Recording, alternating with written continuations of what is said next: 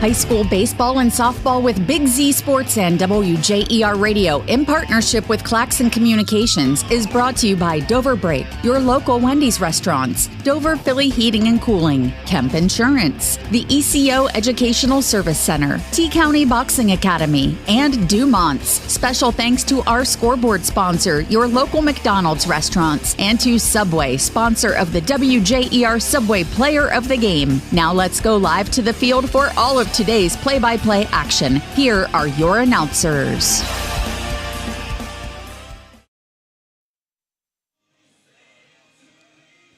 Good Thursday afternoon from Bob Wren Stadium on the campus of Ohio University in Athens. Welcome to Big Z Sports and the sports voice of the Valley's continuing coverage of high school tournament baseball as the Dover Tornadoes battle Miami Trace in a Division III District Championship matchup.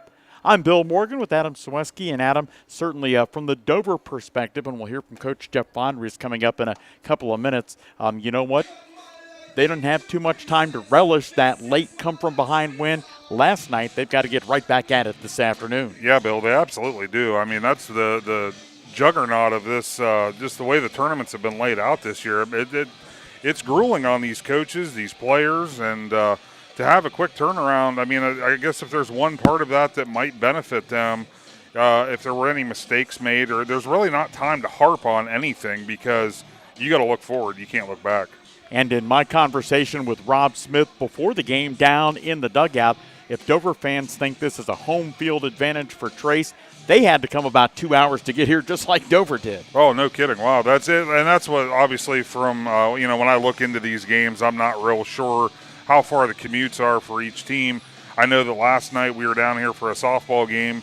Tusky Valley obviously traveled about 2 hours, and from my understanding, Wellston had the whopping 30-minute drive into OU. So, but occasionally that happens. I mean, that's when you're, you're trying to do your best. As getting neutral sites, nice facilities is another key that they're looking for, which we have here today. Our coverage today being brought to you in part by Sammy Sue's in downtown Dover, McMillan Heating and Cooling, and H&M Collision. As the baseball pregame show continues, I'll talk with Dover head coach Jeff Vonris. That's next on the Big Z Sports Network and the Sports Voice of the Valley. Whether you're looking for a little extra income on the side or an exciting full-time career with endless potential for advancement, our local McDonald's has an opportunity for you. Flexible schedules, competitive pay, fun perks, and a supportive team environment are all part of the package. A job at McDonald's is one of a kind, just like you. Wherever you are in life, you can find a meaningful career at McDonald's, and it comes with a side of whatever makes you happy. Apply online at mcdonalds.com today. This is Christine from Dover Philly Heating and Cooling, your trained comfort specialist located in downtown Dover. In the dead of winter or the dog days of summer, we're here for you 24/7 with friendly, personal attention and honest, affordable service. And right now, our customers will receive a free duct cleaning with a qualifying system. Call me for details. So if you've been considering installing a new HVAC system, now is the time to act. Call me, Christine, at 330-343-5511. Dover Philly Heating and Cooling, your comfort on call since 1981. This is Nathan Kemp with Kemp Insurance. Contact us today for all your auto, home, farm, and commercial insurance needs. We're proud to have been your local hometown agents for over 35 years and look forward to helping you see the difference local agents can make for you. Kemp Insurance on East High Avenue in New Philadelphia. This is Don Kemp with Kemp Insurance. Whether it's repair work from a fender bender, the after effects of a powerful storm, or a life-changing moment like a house fire, Kemp Insurance is here to provide unmatched customer service. Kemp Insurance, your local hometown agents for over 35 years. Family owned and operated for more than 50 years, Dover Brake specializes in sales and service of everything involving automotive and heavy-duty brakes, along with a vast selection of truck parts and accessories. They also offer alignment, custom U-bolt bending, industrial sandblasting, bonding, and more. And now, you can find the parts you're searching for with a complete in-store inventory updated regularly at DoverBrakeInc.com. Safely shop and pay online and have your purchase delivered, or pick it up at Dover Brake, Route 250 in Strasburg, online at DoverBrakeInc.com. T-County Boxing Academy on East High in New Philadelphia invites anyone serious about boxing to see what they offer and have success just like pro boxer and Urixville's own Sugar Dre Donovan. T-County Boxing Academy not only offers the area's premier training facility, but also offers the best supplements on the market for peak training to get the most out of your workouts. To see all T-County Boxing Academy has to offer, find T-County Boxing Academy-TCBA on Facebook. You know what's better than a limited time deal? An unlimited time deal. That's why the Wendy's $5 Biggie Bag with a Junior Bacon Cheeseburger, 4-piece nugs, Junior Hot and Crispy Fries, and small soft drink is available all the time. Because the best time for fresh, never frozen beef and Applewood smoked bacon is all the time. Duh. I feel like I'm repeating myself a lot. For the best deal of all time, gotta be Wendy's. Unlimited time does not mean forever. U.S. price and participation may vary. Prices may be higher in Alaska, Hawaii, and California and via third-party delivery. Fresh beef available in the contiguous U.S., Alaska, and Canada. Every day begins with purpose. Every job begins with precision. At Rightmark Roofing, we don't just install roofs. We build trust and forge relationships. We understand that your roof is more than just materials. It's protection. It's peace of mind. That's why we use high-quality products and expert craftsmanship. With a sharp focus, our team is always ready to hit the mark. Call Right Mark Roofing. Let's build a future that stands strong. The Big Z Sports Network and Sports Voice of the Valley pregame show continuing. I'm Bill Morgan with Dover head coach Jeff Bonries. Coach, virtually no rest time for the Weary come tournament time. You guys, after winning in dramatic fashion yesterday at Ohio University in Athens, facing Miami Trace, what changes for you in terms of game preparation when you have less than 24 hours from the finish of one game to the start of another? Oh, I don't think a lot changes. You know, the kids are jacked up and a lot of adrenaline going on right now. So it doesn't matter if the game was tonight or tomorrow. They're ready to go, and we're prepared. Miami Trace played a little bit earlier in the week, so they've got a little bit more rest. Do you know very much about them as you head toward first pitch this afternoon? I have not seen them play. All I know is that they're 18-5, and I believe they finished number 20 in the coaches' pool, but I'm sure they're a quality opponent at this stage of the tournament. So it's not so much them; it's about making sure we do everything that we do right. Dover head coach Jeff Bonris ahead of first pitch today between the Crimson Tornadoes and Miami Trace. Tell us about the young man who will start on the mound for you today. We have Liam Mast on the mound, junior, hard-throwing right-hander. Pitched a lot of games for us this year. Hasn't, he's had a lot of no decisions, so his record's a little deceiving. But he was one of the arms that carried us into the district final in Division I last year. He's ready to go, full rested, and we got Brady Hart, who's 7-1, to back him up. So we feel good about our pitching staff coming into this game. And, Coach, from a lineup perspective with Liam on the mound, who goes to first base? So we'll put Cam Nauer there, really good defensive first baseman. So that's really the only change. Liam pitching tonight and Cam playing first. Dover getting ready to face Miami Trace. And, Coach, with the changes in the divisions, meaning having added 3 divisions to what was only 4, kind of changes, it seems, from a geographic perspective, the teams you have to beat to win a district title. Yeah, you know, when we played in the Northeast, we knew something about the teams up there that even if we hadn't played them, we could get some information on them from coaches that had. And this is entirely different. So, again, it's not so much them. It's we got to concentrate on Dover and what we do well. And if we do that, we feel good. Coach, one final question, not relating to today, but back to the win yesterday. How unique of a finish. You guys are down by a run. Nothing unique about that. But in terms of the way you came back, first 3 batters reached, all on walks, and your guys stayed focused and were able to pile on the runs that allowed you to escape with a win. Yeah, we knew the kid they brought in the 7th had a tendency to be a little wild, so we made sure our kids were patient. They were all taken till they got a strike, and hey, the first 12 pitches they threw were balls. So they did us a big favor. Our kids took advantage, and glad to be moving on. Coach, we appreciate your time. Best of luck today. All right, thanks a lot, Bill. Dover head coach Jeff Bonris. More on the Big Z Sports Network and Sports Voice of the Valley pregame show coming right up on the Big Z Sports Network and the Sports Voice of the Valley.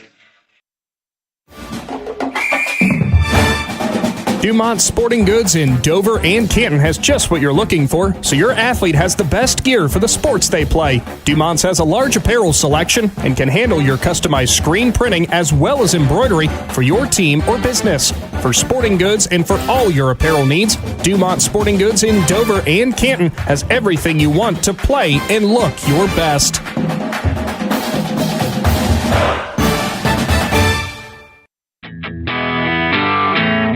Sammy Sue's Barbecue on Front Street in Dover offers a menu full of house-smoked meats, including choices like ribs, chicken, steak, and pork. Sammy Sue's takes pride in knowing that everything on their menu is made fresh in their kitchen with the freshest ingredients. Sammy's also offers a variety of specials all week long, including the popular wing nights every Tuesday and Thursday. Find Sammy Sue's Barbecue on Facebook for a full list of daily specials and everything they have to offer. For over 55 years, McMillan Heating and Cooling has been your local comfort expert and proud trained dealer, offering prompt services on all brands with professional work, clear and honest proposals, and fair pricing you can trust. Whether it's repair, replacement, or regular maintenance service, McMillan Heating and Cooling has options that fit your needs and budget. And when it's time to upgrade, come see us for a no-obligation quote. Call McMillan Heating and Cooling at 330-343-0235. Local for over 55 years and still keeping you comfortable. Big moments are coming. Are you ready? If you need sponsor banners, graduation programs, or yard sale signs, the East Central Ohio Print Center has you covered. Visit ecoprintcenter.org. And if you've got a new driver in the house, East Central Ohio ESC offers flexible driver's education with in-car training and online options. Scholarships are available from signs to steering wheels. The East Central Ohio Educational Service Center is here to help. Find out more today online at ecoesc.org. We invite you to discover Keim Home Center in Charm, Ohio. Keim is your destination for all things home, building, and woodworking.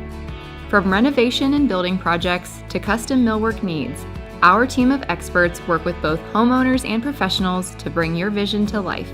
Visit Keim Home Center in Charm or online at keimhome.com.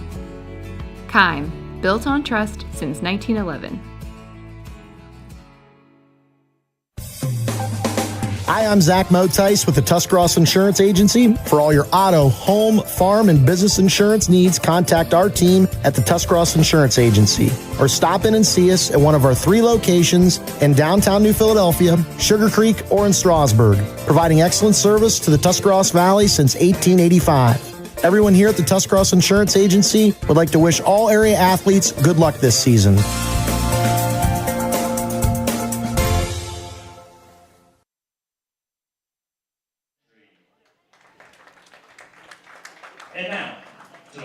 The two teams being introduced to the crowd from Dover and Miami Trace. Right now, before we get to first pitch, time for the national anthem.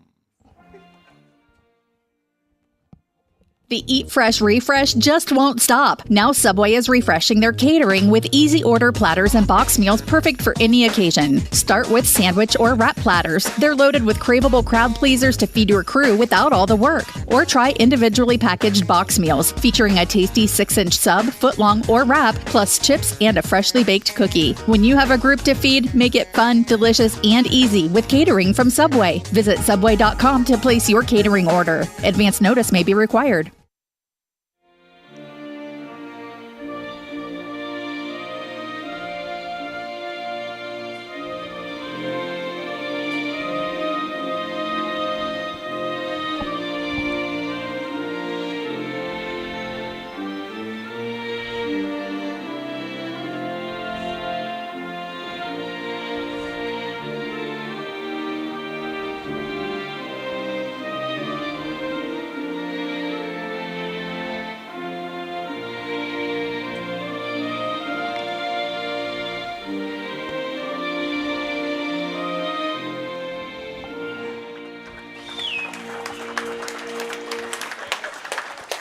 Just about 4 minutes away from first pitch this afternoon in the battle between Dover and Miami Trace. Going to be Liam Mast on the mound for Dover. Meanwhile, getting the start, Xavier Lawhorn on the hill for the Panthers from Miami Trace. I'm Bill Morgan with Adam Ciereszewski, and coming up next, it's the first pitch and all the play-by-play action from the Big Z Sports Network and the Sports Voice of the Valley.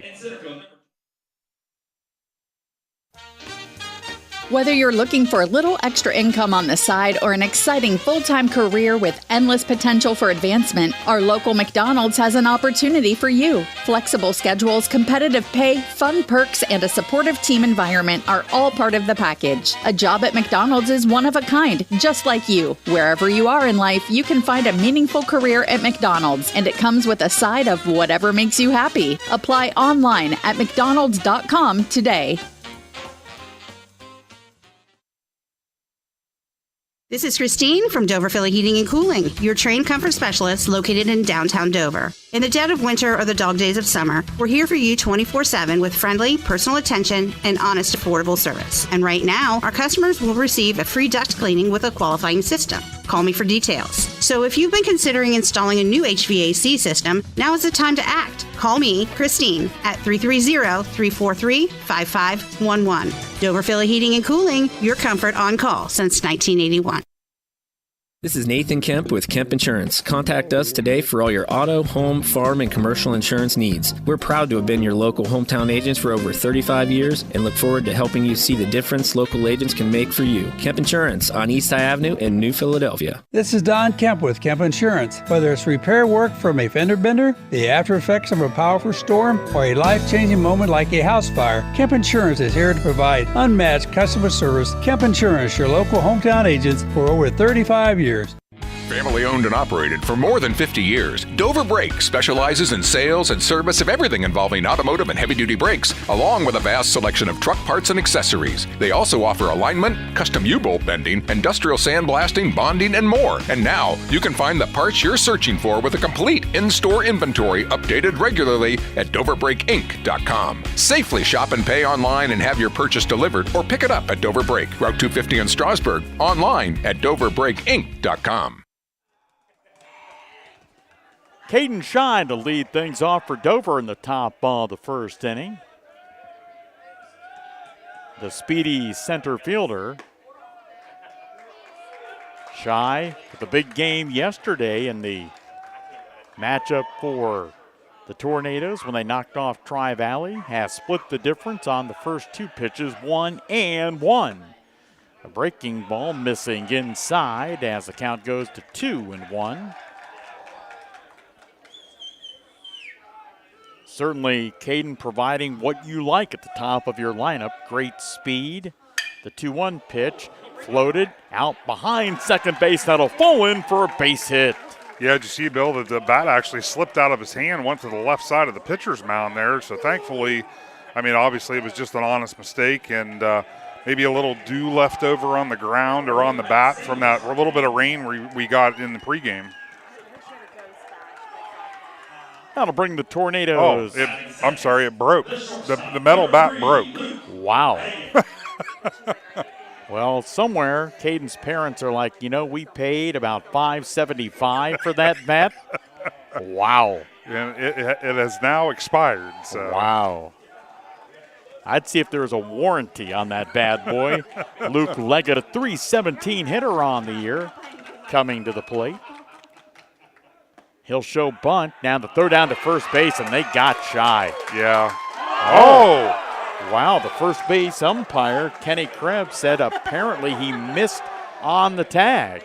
That had to be it. The throw was there a good 3-4 seconds prior to Shy getting back. He was leaning heavily to second base.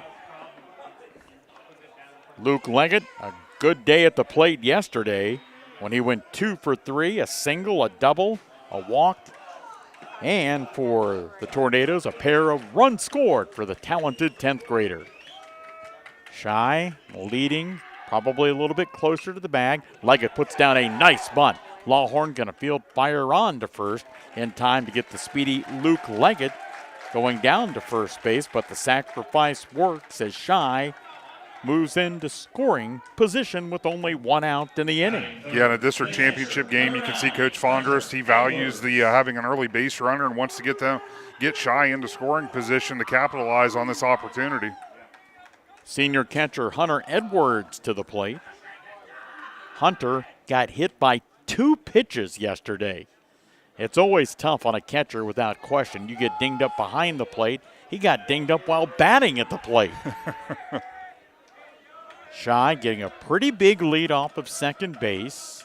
We're on the campus of Ohio University in Athens. Lawhorn glancing back at Shy. The pitch missing off the plate for a ball. Our 3-man umpiring crew. Kevin Pickerel behind the plate. Kenny Krebs at first and Randy Nieder at third.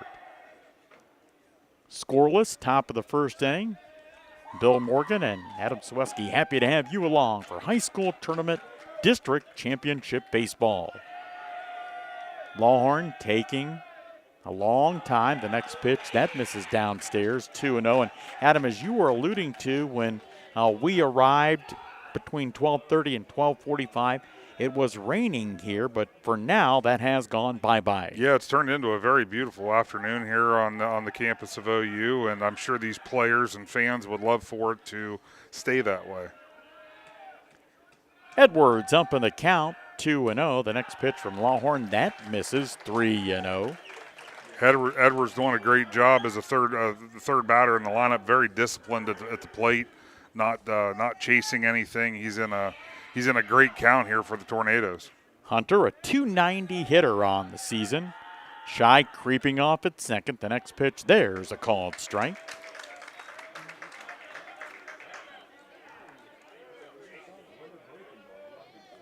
So 3 balls and a strike. Edwards stepping briefly out of that right-handed batter's box. And as Adam was alluding to, getting nicer, the sun coming out, something we haven't seen at a lot of these high school tourney baseball and softball games. The next pitch, and I think that hit off his bat. It did, the dreaded check swing that catches the bat.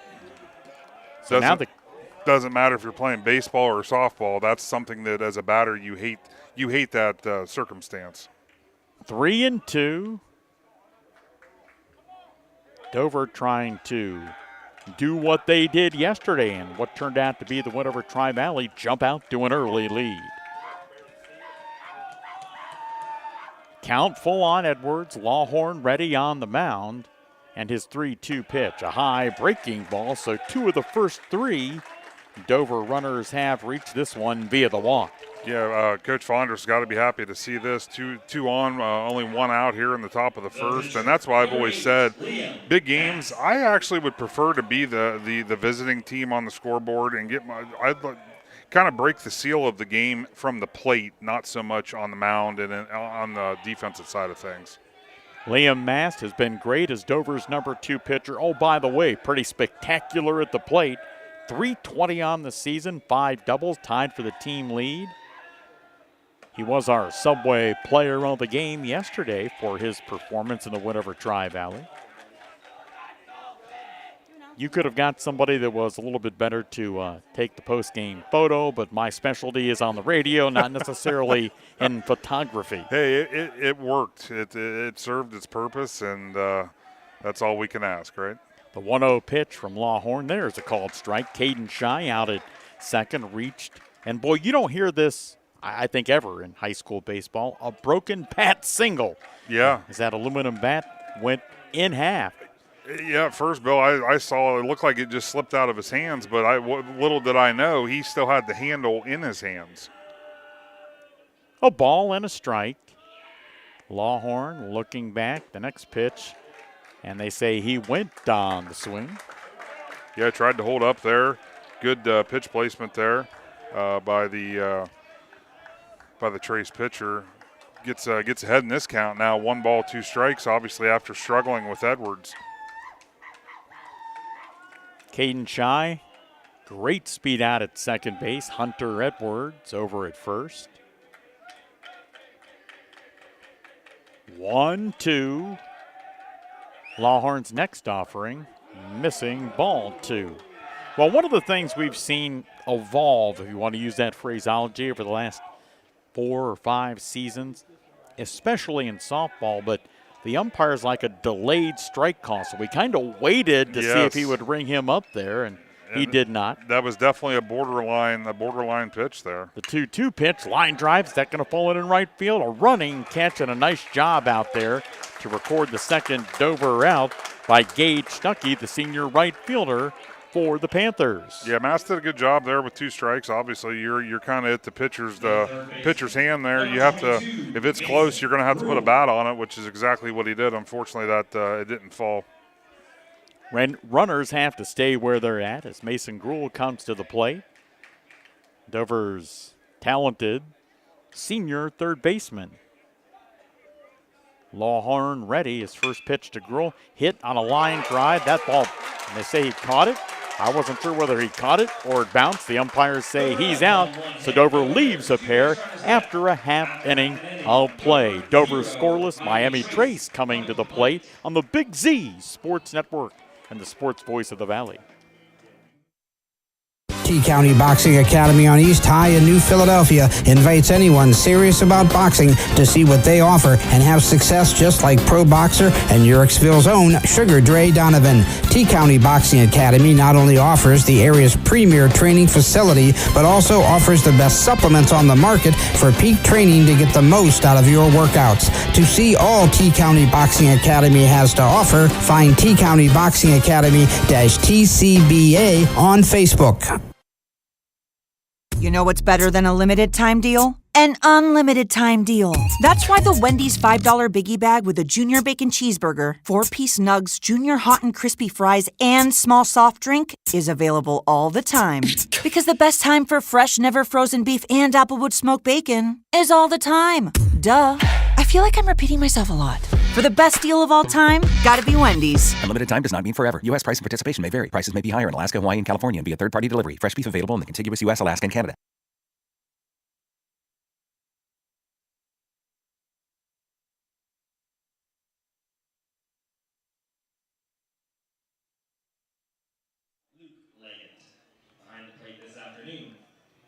The Dover Crimson Tornadoes put 2 runners on in the top of the first inning, could not capitalize. So it'll be Liam Mast to pitch for Dover, the junior right-hander. Defensively for Jeff Fondry's team, Mason Gruel at third, Luke Leggett at shortstop, his older brother Nathan at second, Cam Nauer will play first with Mast on the mound, Hunter Edwards behind the plate. The Tornadoes outfield from left to right, Cale Oswald, Caden Shy in center, and Aiden Nimmel in right. And Adam and I would like to pass out a big hello to our buddy and sometimes broadcast compatriot, Travis McClellan, who's done the last couple of these Dover games with me. But imagine this, at 2 o'clock in the afternoon on a Thursday, Travis had to work. Yeah, weird. It's weird, yeah. Very strange circumstance that an adult has to work in the middle of the afternoon. But, yeah, I know Travis wanted to be here, and I completely understood the conundrum he was in. So we know that he'll be doing what he can to follow the game with our live stream. You know, we talked off air there briefly about, the Tornadoes' top half of the first inning. And though they left 2 stranded, I'm sure Coach Fonders is probably pretty happy with the way that they were able to put the bat on the ball. Obviously, they hit it right to a couple guys, but, early on, putting the bat on the ball, that's the name of the game.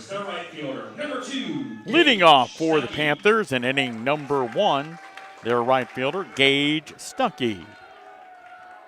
Stuckey, a senior and a left-handed hitter to face Liam Mast.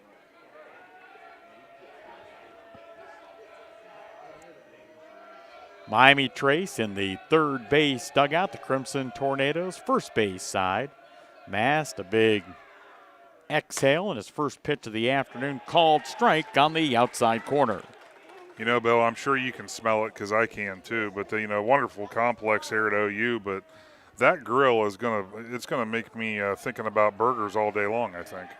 Well, you can always take the headphones off and go down there and get us a burger, perhaps a couple of dogs.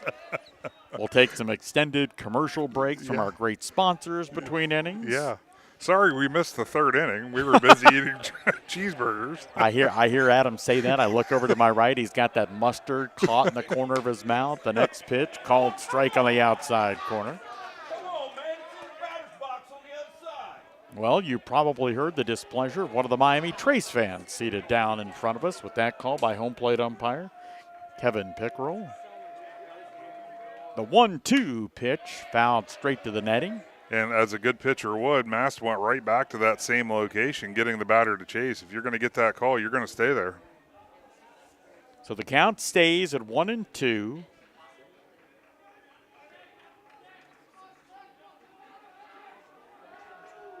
Coming up after the game this afternoon, Adam and I, easy for me to say, will select a Subway player of the game thanks to our locally Fitzgerald family-owned Subway restaurant. Subway, find your fresh. The next pitch fouled off. Again, that count staying at 1-2. Yeah, Stuckey got just a little piece of that one.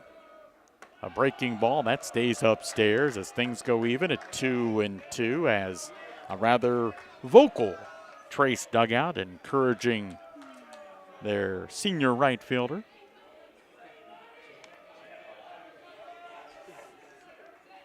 Mast, a long look in to Hunter Edwards, and the pitch. That's a line drive into left center field. That's going to fall in for a base hit. Stuckey will dig around first, head for second. Shy fires the ball back in with a slide just ahead of the tag is Gage Stuckey with a leadoff double for Miami Trace. Yeah, Stuckey did a good job finding the gap out there in left center field, but Shy, he cut that ball off and made it a close play at second base.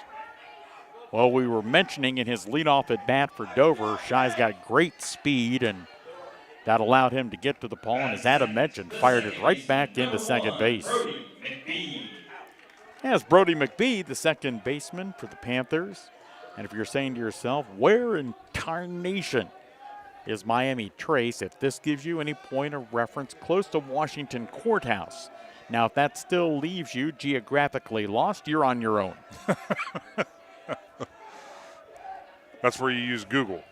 That's exactly what that's for. McBee showing bunt and wasting no time and do it, and he gets plunked right in the back. So interesting start here to this game. Both teams going to have runners on first and second. Obviously, the Tornadoes in the top half were unable to do anything with it, and now the Panthers are basically in the same position minus the one out. See if they're going to be able to put something together here. Interesting, not too often at the high school varsity level as Gage Bowers comes to the plate. Do you see a freshman shortstop batting in the 3-hole? And that's exactly what Bowers is doing. Mast first offering to him, a breaking ball and the called strike on the inside part of the plate.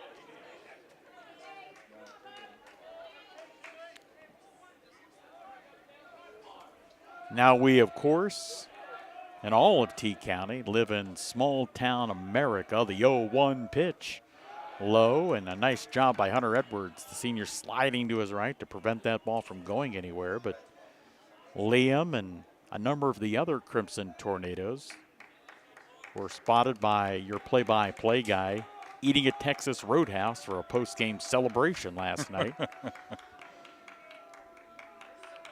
The 1-1 popped up, foul territory, first base side.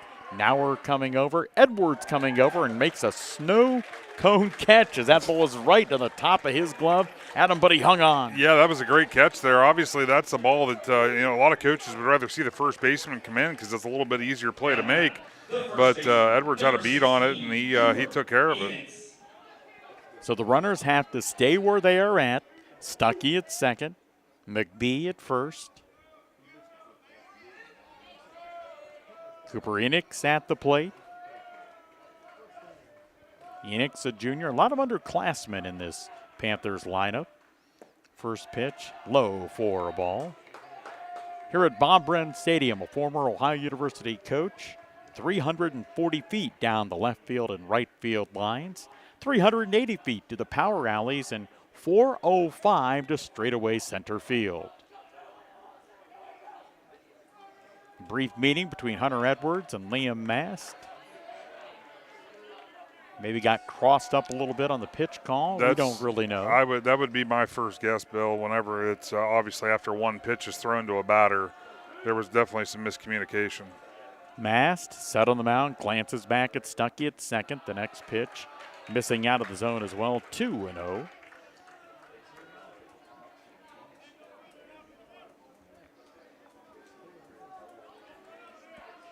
We are scoreless in the bottom of the first inning. Big Z Sports and the sports voice of the Valley, along with our great partners at Claxon Communications, and a swing and a miss as Cooper Enix, Adam trying to make it 3-0 with one swing of the bat. Yeah, I was going to say, Enix was trying to hit the Mazda out there in the parking lot. He wasn't leaving anything left for guesswork with that one.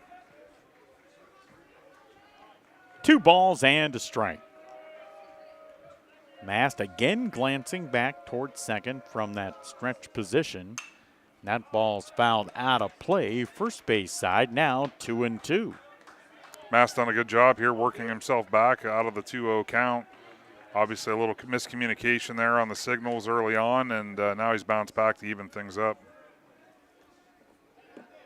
2 balls, 2 strikes. Enix stepping out briefly to look at head coach Rob Smith down in the third base coaching box. John Phillips, one of the Panthers' assistants, coaching down at first. 2-2 pitch, a called strike 3. Great job by Liam Maston, wiping out the cleanup hitter for Miami Trace. Yeah, looked as though Enix was expecting off speed, and Mass came with some speed right at him and froze him. And when the bat doesn't come off the batter's shoulder with 2 strikes, you know you got him crossed up. So 2 outs, 2 still on, 2 still in the same base position. A breaking ball and a dandy one, called strike on the right-handed hitting Panther center fielder Jamison Heyer.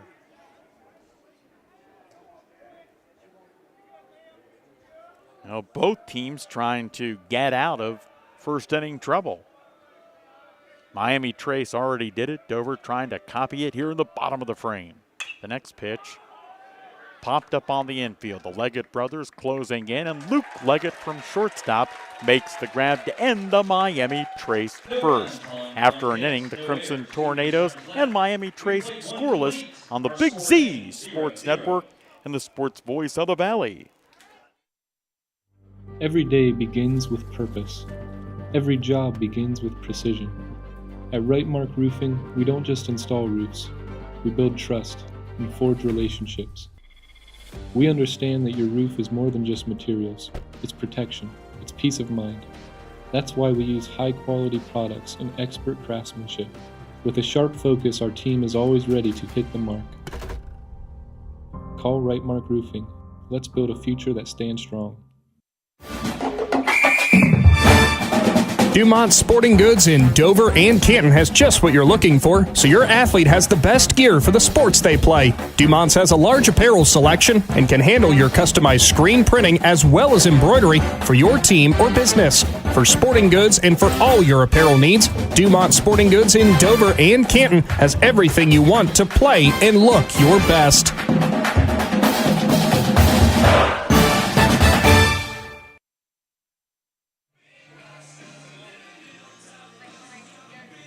Division III District Championship Baseball on the Big Z Sports Network and the sports voice of the Valley, Dover and Miami Trace scoreless. Our coverage in part being brought to you by our area McDonald's restaurants in Dover, Philly, heating and cooling, as Aiden Immel leads off for the Tornadoes here in the top of inning number 2.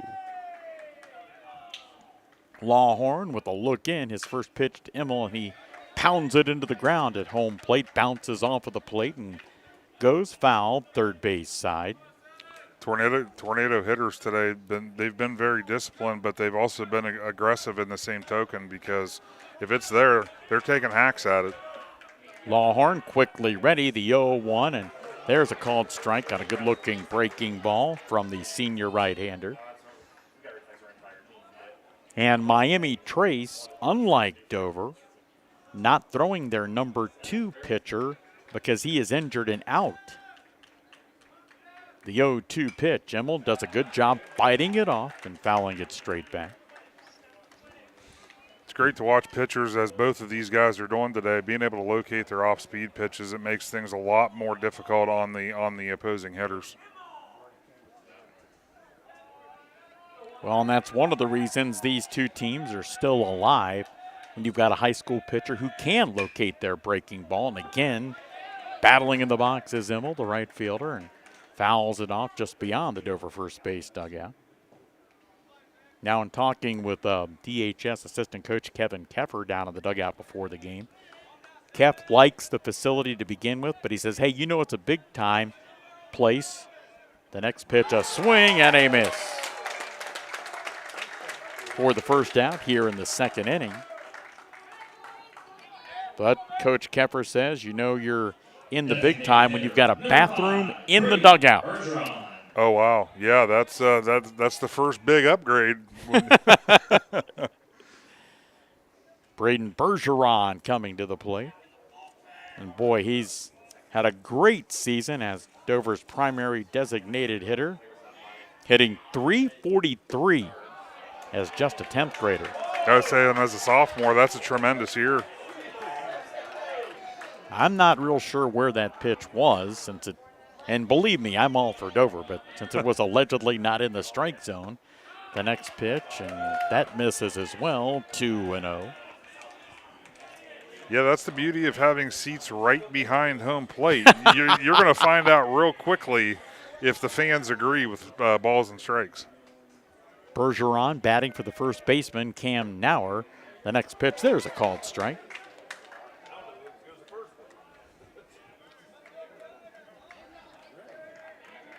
Now there's Division IV tournament action following this game.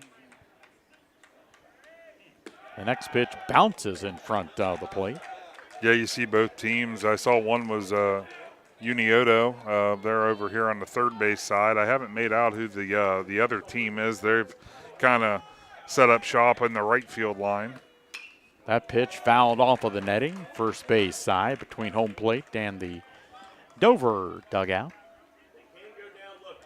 Well, and another reason that, again, back to the great facility here at OU, we've got a bathroom in the press box. We do, yes. They get a 10 for bathrooms. Yes, they nothing do. else. Yes. The next pitch, fly ball into right field. Stuckey got to watch that fall in.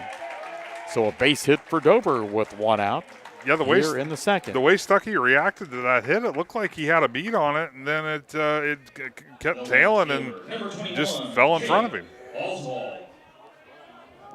So Cale Oswald will come to the plate now for the Crimson Tornadoes. Interested to see if Coach Fonders has the same approach here, though there's already one out. Cale, slightly open stance on the right side, a .250 hitter on this 28-25 campaign, and takes a called strike. And Bergeron quickly diving back into the bag. He saw that throw in the first inning that nearly picked Caden shy. 0-1. Oswald ready. Next pitch, a called strike 2.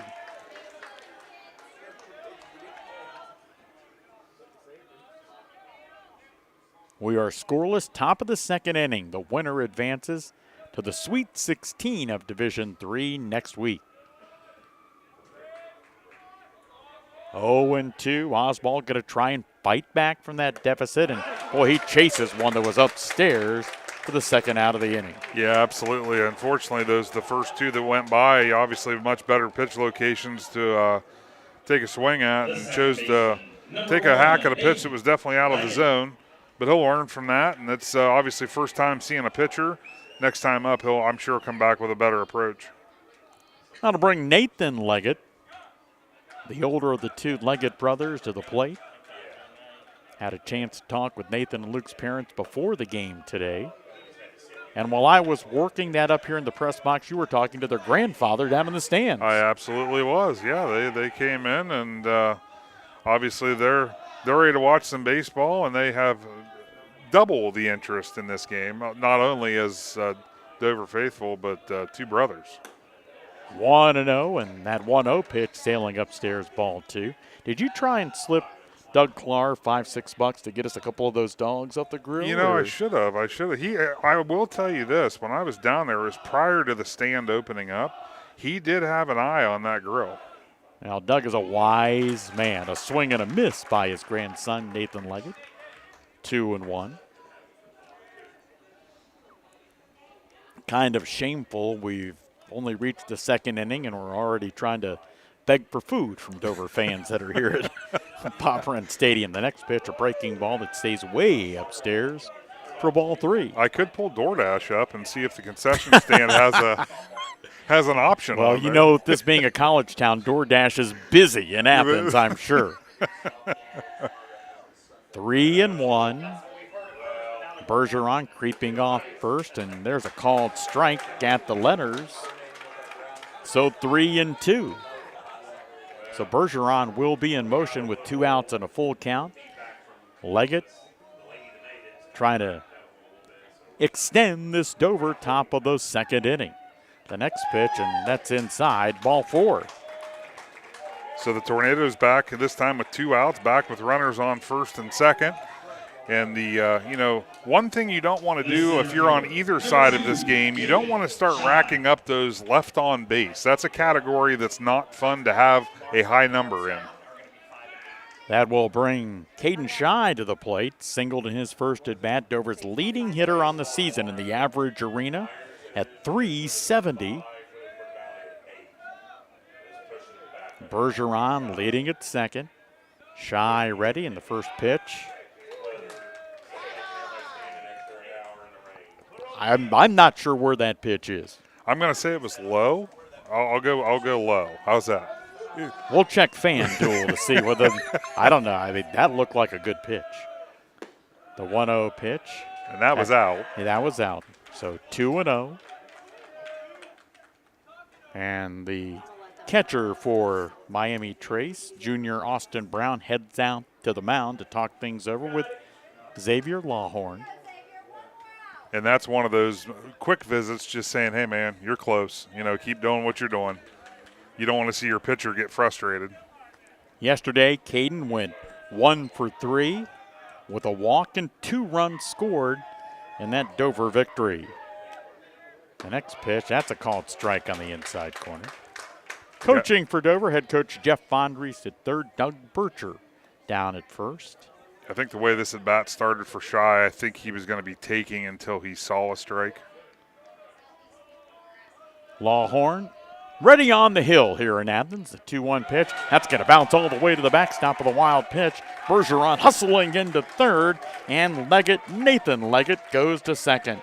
And that really changes the complexion of this inning. Now a single from Shy could score 2 Tornado runs. So 3 balls and a strike.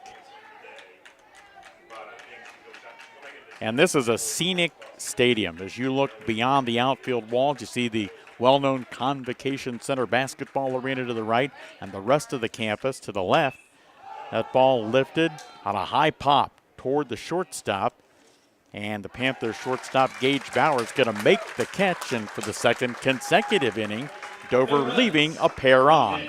After an inning and a half, Dover and Miami Trace scoreless on the Big Z Sports Network and the sports voice of the Valley. Sammy Sue's Barbecue on Front Street in Dover offers a menu full of house-smoked meats, including choices like ribs, chicken, steak, and pork. Sammy Sue's takes pride in knowing that everything on their menu is made fresh in their kitchen with the freshest ingredients. Sammy's also offers a variety of specials all week long, including the popular wing nights every Tuesday and Thursday. Find Sammy Sue's Barbecue on Facebook for a full list of daily specials and everything they have to offer. High school tournament baseball here on the Big Z Sports Network and the sports voice of the Valley. Bill Morgan and Adam Ciereszewski glad to have you along on a Thursday afternoon. This game being brought to you in part by the great McCoy family up at Dover Break in Strasburg. Don and Nathan Kemp at Kemp Insurance, East High Avenue in New Philadelphia, and the T-County Boxing Academy. T-County Boxing Academy, I don't know if you noticed or not, but they're helping assist the Dover Youth Football Program is putting on a youth camp with some former Browns players that are going to be in attendance to help put that on. That's going to be happening in the middle of June. I know registration's still available. So T-County Boxing Academy, not only, the home of Sugar Dre Donovan, but also supporting local football players in the area. Can you take Sugar Dre? We're out to eat? Sure. I mean, the thing about Sugar Dre, he's like No Love, Cody Garbrandt in that, not the biggest guy in the world, but so quick and strong. I want no part of that. I think Sugar Dre would hit me 5 times before I realized what actually was happening. No, that would be exactly my challenge as well. He is a very talented young man, and his career spiral keeps growing and growing and growing, and hopefully he continues to have great success in the ring. Now to bring the third baseman, Evan Colgrove, to the plate to lead things off. Here in the bottom of the second inning, Dover and Miami Trace Scoreless. Colgrove looks out toward Mast, and Liam's first pitch lifted on a high pop, foul territory, third base side, and Mason Gruel doing very nice work, kind of fighting the sun at him and making the catch. Yeah, and that's where, not to be funny here, but he does have a pair, looks like a brand new pair of sunglasses on his hat that might assist in that sun problem. But I know some guys, depending on how the sun is actually hitting the field, the glasses actually make it more difficult than just going at it and shading that sunlight away. Freshman DH Gabe Carson to the plate for Miami Trace. And there's a chopper to short. Luke Leggett going to field and fire on to first base just in time to get Carson, who showed some pretty decent speed getting down the line for the second out of the inning.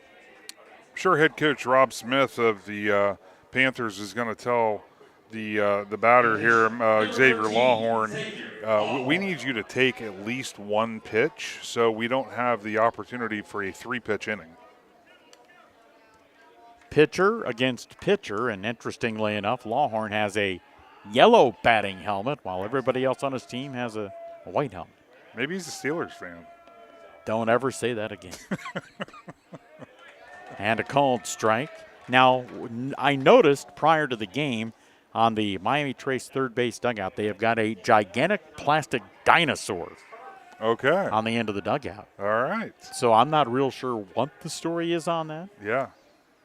The 0-1 pitch, because they are not the Miami Trace dinosaurs or the Miami Trace T-Rex. So no. Nor does that look like a panther. No, and now that you've mentioned that, I do see that at the end of that third base dugout down there. Initially, when I said that, Adam said this guy's got issues. I think he's a little crazy. The 1-1 pitch, missing down low, ball 2.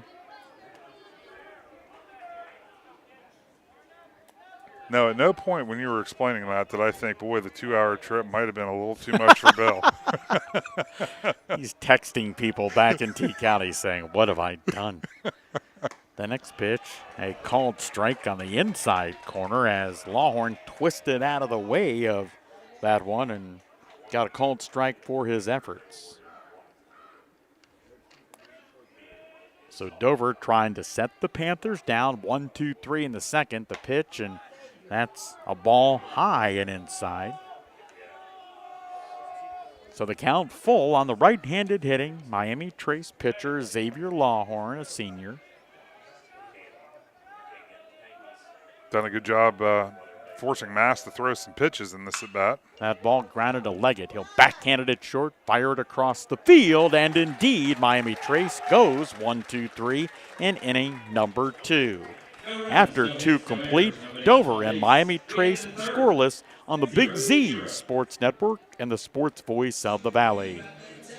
For over 55 years, McMillan Heating and Cooling has been your local comfort expert and proud trained dealer, offering prompt services on all brands with professional work, clear and honest proposals, and fair pricing you can trust. Whether it's repair, replacement, or regular maintenance service, McMillan Heating and Cooling has options that fit your needs and budget. And when it's time to upgrade, come see us for a no-obligation quote. Call McMillan Heating and Cooling at 330-343-0235. Local for over 55 years and still keeping you comfortable.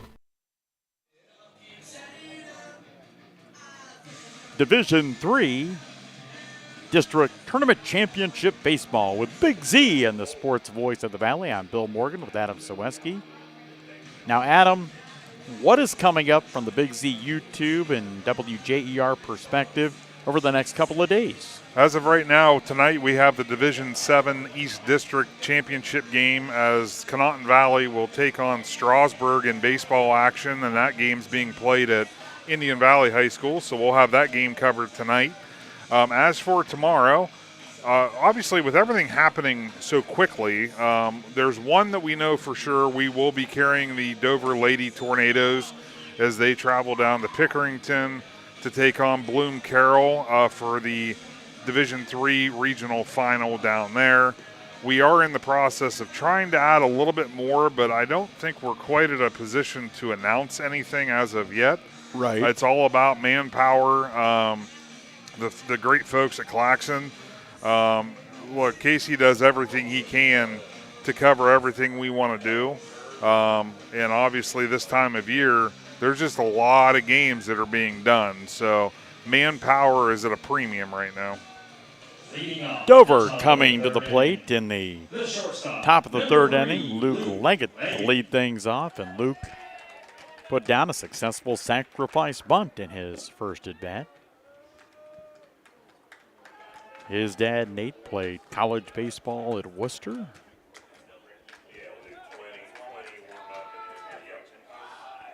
Luke, a little bit of a slightly open stance and had to step out of the way of that one. Yeah, that one tried to chase him out of the box. Well, and quite often, Adam, and I'm sure you've discussed this before with Nick McWilliams and Chris Kale and others you do broadcast with, and we'll get back to that after this pitch. The 1-0 offering to Leggett.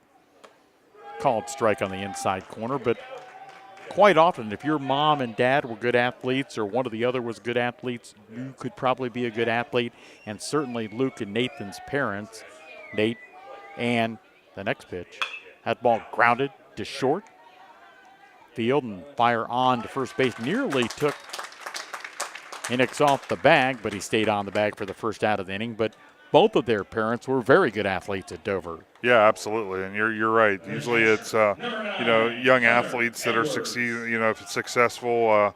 Obviously, it definitely stems directly from their parents. Now to bring Hunter Edwards to the plate. Hunter reached back in the first, and his first at bat against Lawhorn, and was walked, and he takes a called strike.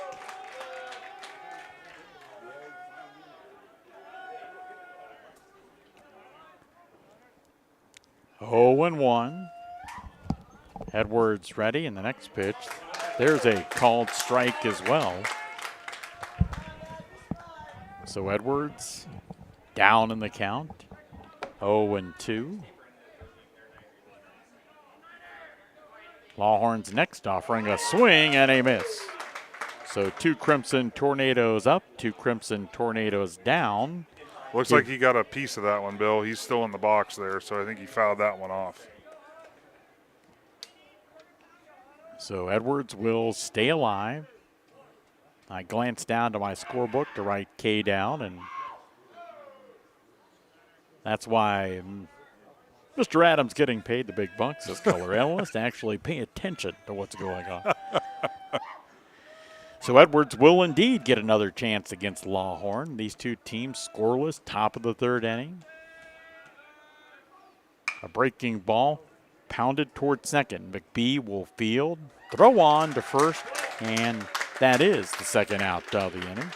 We currently are dealing with a little bit of a camera issue, which is being addressed right now. So the camera you may see is very just a still image showing on the screen right now, but we are getting that corrected, and hopefully here very soon we'll get back to our normal camera coverage.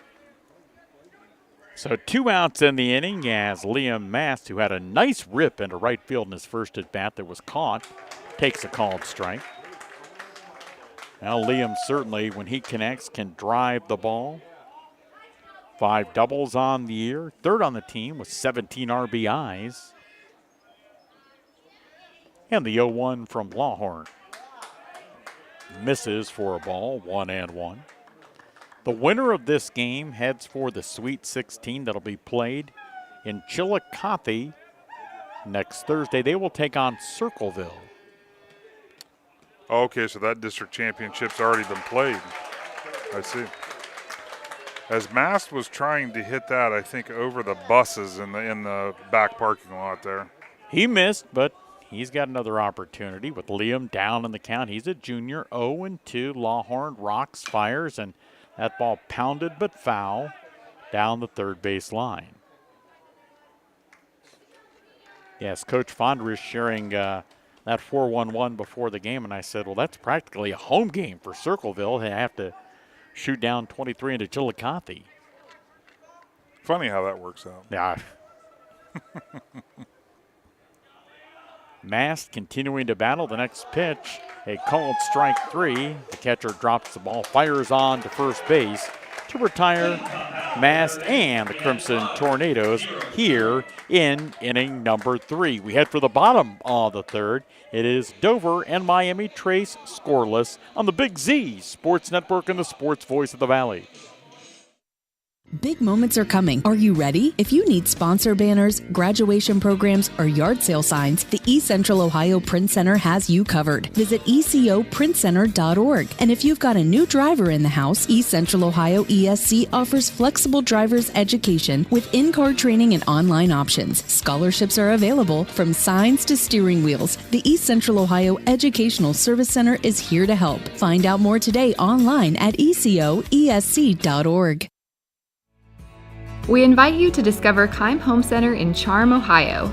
Keim is your destination for all things home, building, and woodworking. From renovation and building projects to custom millwork needs, our team of experts work with both homeowners and professionals to bring your vision to life. Visit Keim Home Center in Charm or online at keimhome.com. Keim, built on trust since 1911.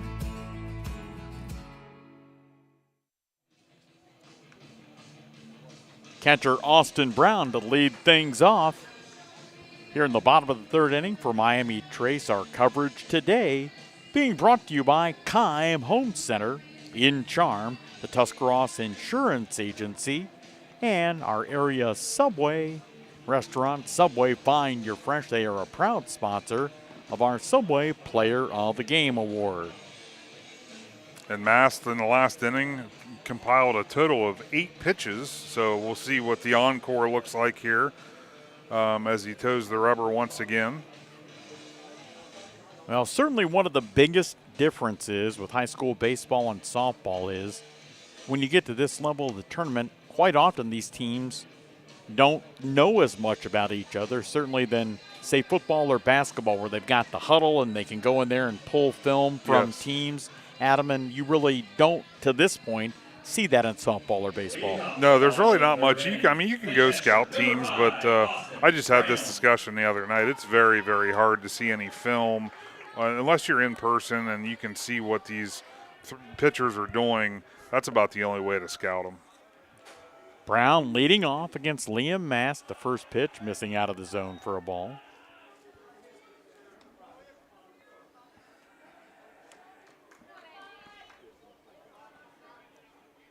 Now, both these teams have put runners on base, but neither squad has yet to score. The 1-0 pitch, there's a called strike. We mentioned it earlier. What a beautiful day it's turned out to be here. Count even, 1-1 on Brown. Mast ready on the hill. The pitch missing inside and low for a ball.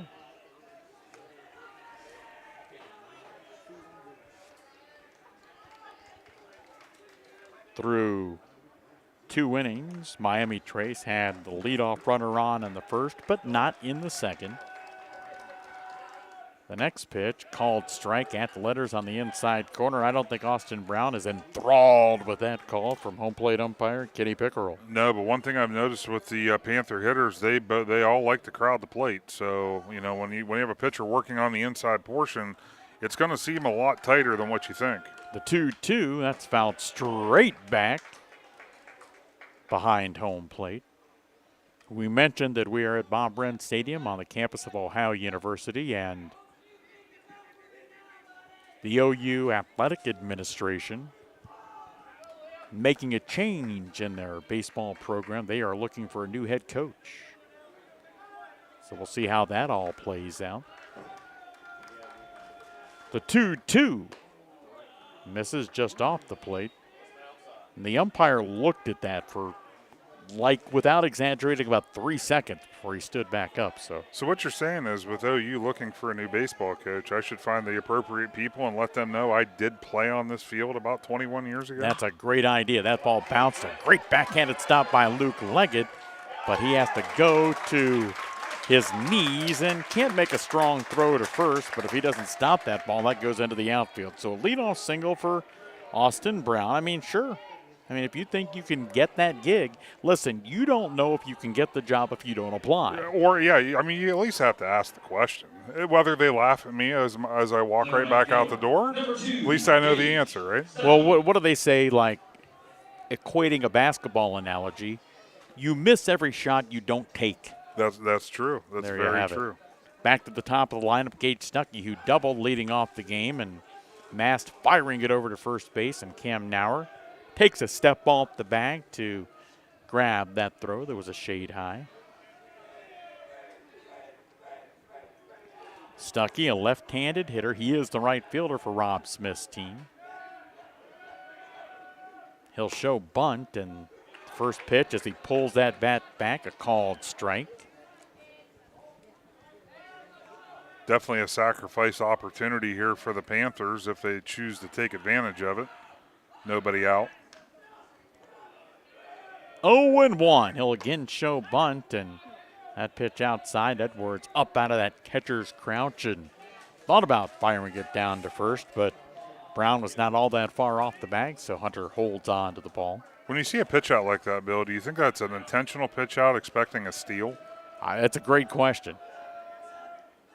1-1, Mast fires over to first. And as much attention as they're paying to him at first base, something tells me they may have learned that throughout their quick research of the Panthers that maybe he is a perennial stolen baser. 1-1. The ball bunted right back toward Mast. He will field. Toss on to first for the first out of the inning, but the sacrifice is successful, moving Brown into scoring position at second. Brody McBee to the plate. McBee, a 10th grader. Looking down to head coach Rob Smith. This Miami Trace team advanced to the district championship game a year ago. And you mentioned it, how they're a very young team. There's only three seniors on the entire roster. So a lot of young talent for the Panthers. Mast breaking ball and a called strike. Well, so far in terms of what we've seen out of Liam Mast, if you're a Miami Trace fan, you happen to be watching our live stream, or a Trace fan who's here today, the 0-1 pitch, that misses, 1-1. He doesn't look like a number 2 guy. No, not at all. No, Dover very fortunate, obviously, to have Colin Bruno, Liam Mast. They have their pitching rotation, and then you got Brody Hart. Yeah, Brady Hart is another one that logged a lot of innings this season for the Tornadoes. So when you have a staff of 3 that were all successful, that's a great problem to have. Yeah, indeed. 1-2 after the swing and the miss by McBee. Mast coming set, glancing towards second. The 1-2 pitch misses, ball 2.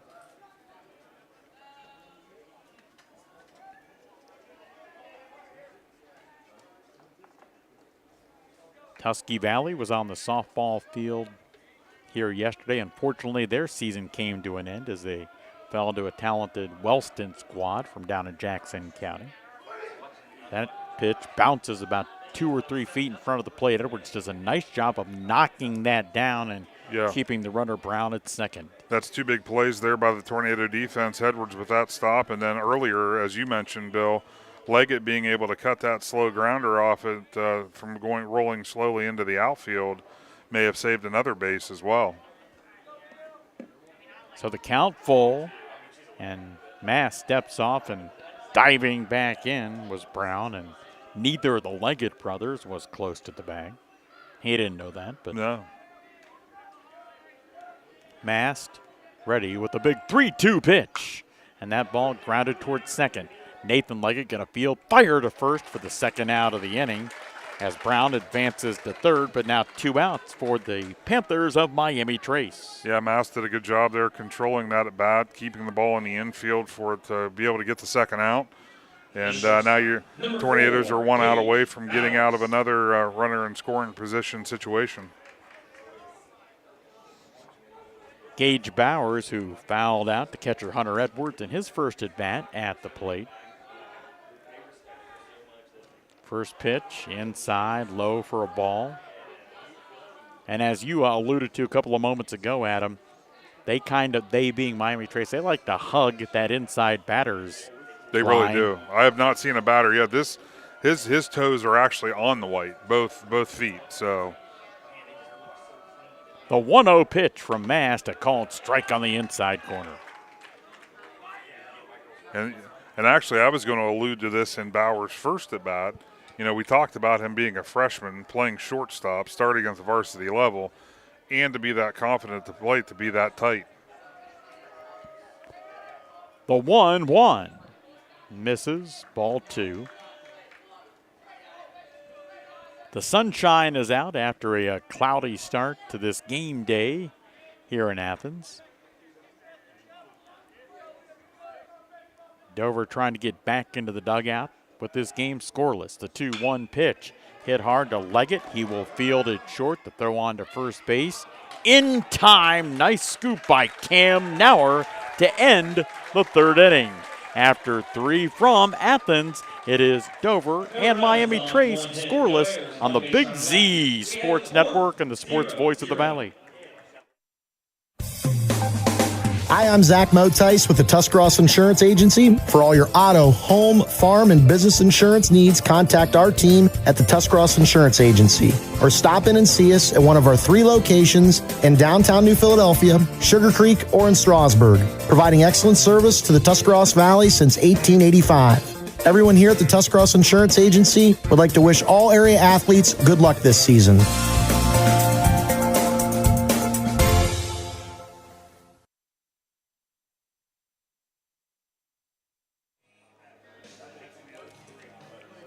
You're locked in to high school tournament baseball, the Division III District Championship between Dover and Miami Trace. The game scoreless, and it's being brought to you by the great folks at Dumont Sporting Goods in downtown Dover and Right Mark Roofing. And Adam, I know on the Big Z Facebook page, you had a post that I thought was of significant interest because of what Big Z has done in their partnership with Claxon Communications and now WJER in terms of a very high-numbered level of followers now on the YouTube page. Yeah, we knew we were getting close, but as of yesterday, at the conclusion of our games, we surpassed 5,000 subscribers to our YouTube channel, which is, you know, it's a tremendous kudos to everybody involved. You know what the guys at Claxon have done. And most importantly, and we stress this as much as we possibly can, if it wasn't for our sponsors that you're seeing throughout every broadcast we do, we would not be able to provide the coverage that we do and that we enjoy doing.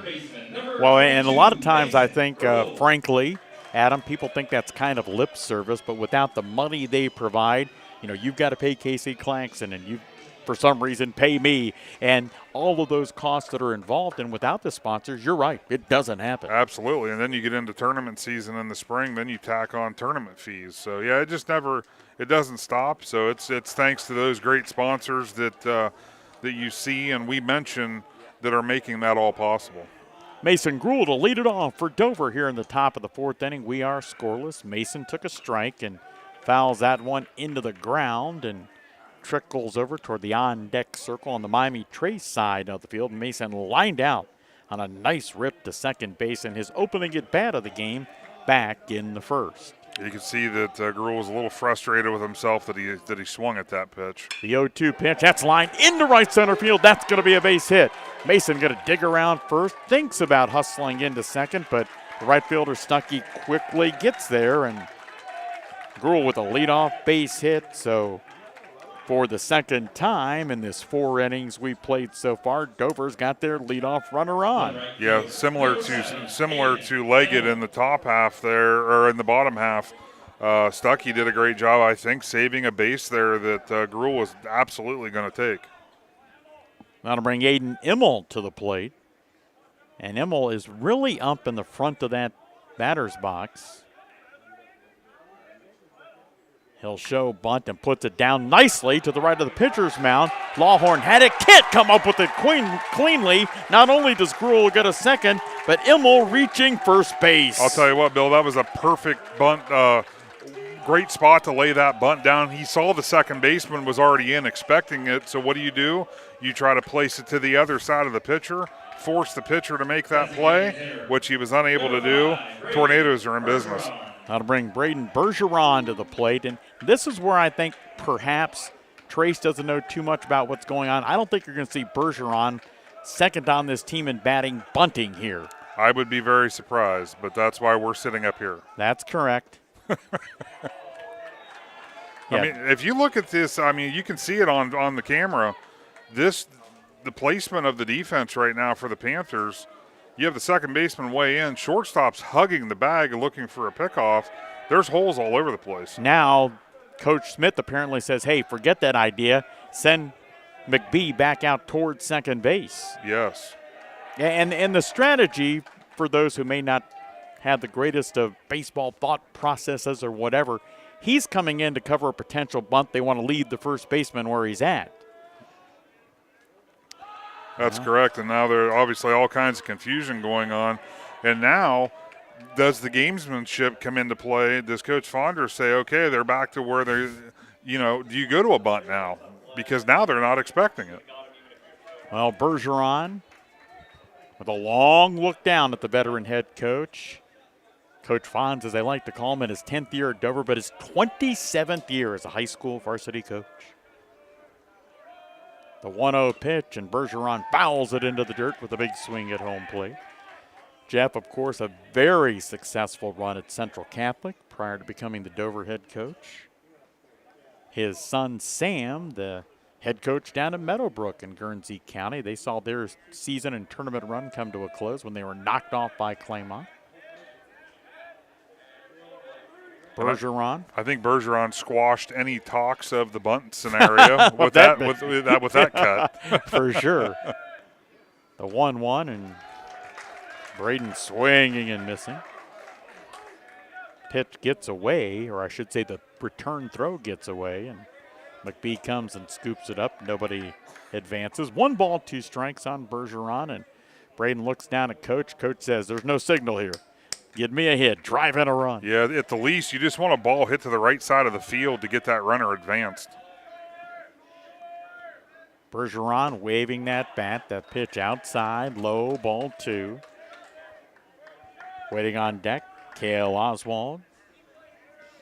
Mentioned as this game got underway that Bergeron hitting .343 on the season and leads this team in walks with 20. 2-2 the pitch, and Bergeron hits it foul and goes beyond Enix, the first baseman, so it'll simply be a foul ball, and Bergeron will get another opportunity. Yeah, Bergeron hit that right where you'd want to. That's where you want to see it. You want to see it go. If you're the Tornadoes here, you want to see a ball on the right side, whether it's an out or a base hit.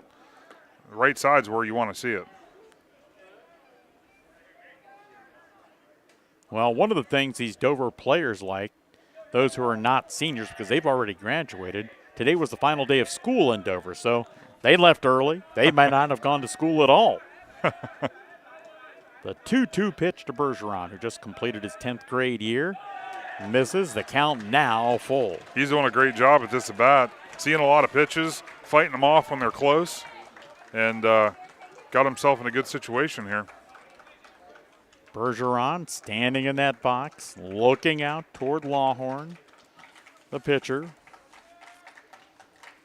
Sophomore against senior, and the 3-2 pitch, that's fouled, and Jeff Fonries trying to make a play on it in the third base coaching box off his right hand. Did a good job knocking it down. Well, he did, and that's all he intended to do. Yeah. I believe he just stuffed the baseball in his right pocket. So the count stays full. Gruel at second, Immel at first. The count full on Bergeron. And here comes that 3-2 pitch. That's fouled off and out of play. Yeah, Bergeron doing a great job.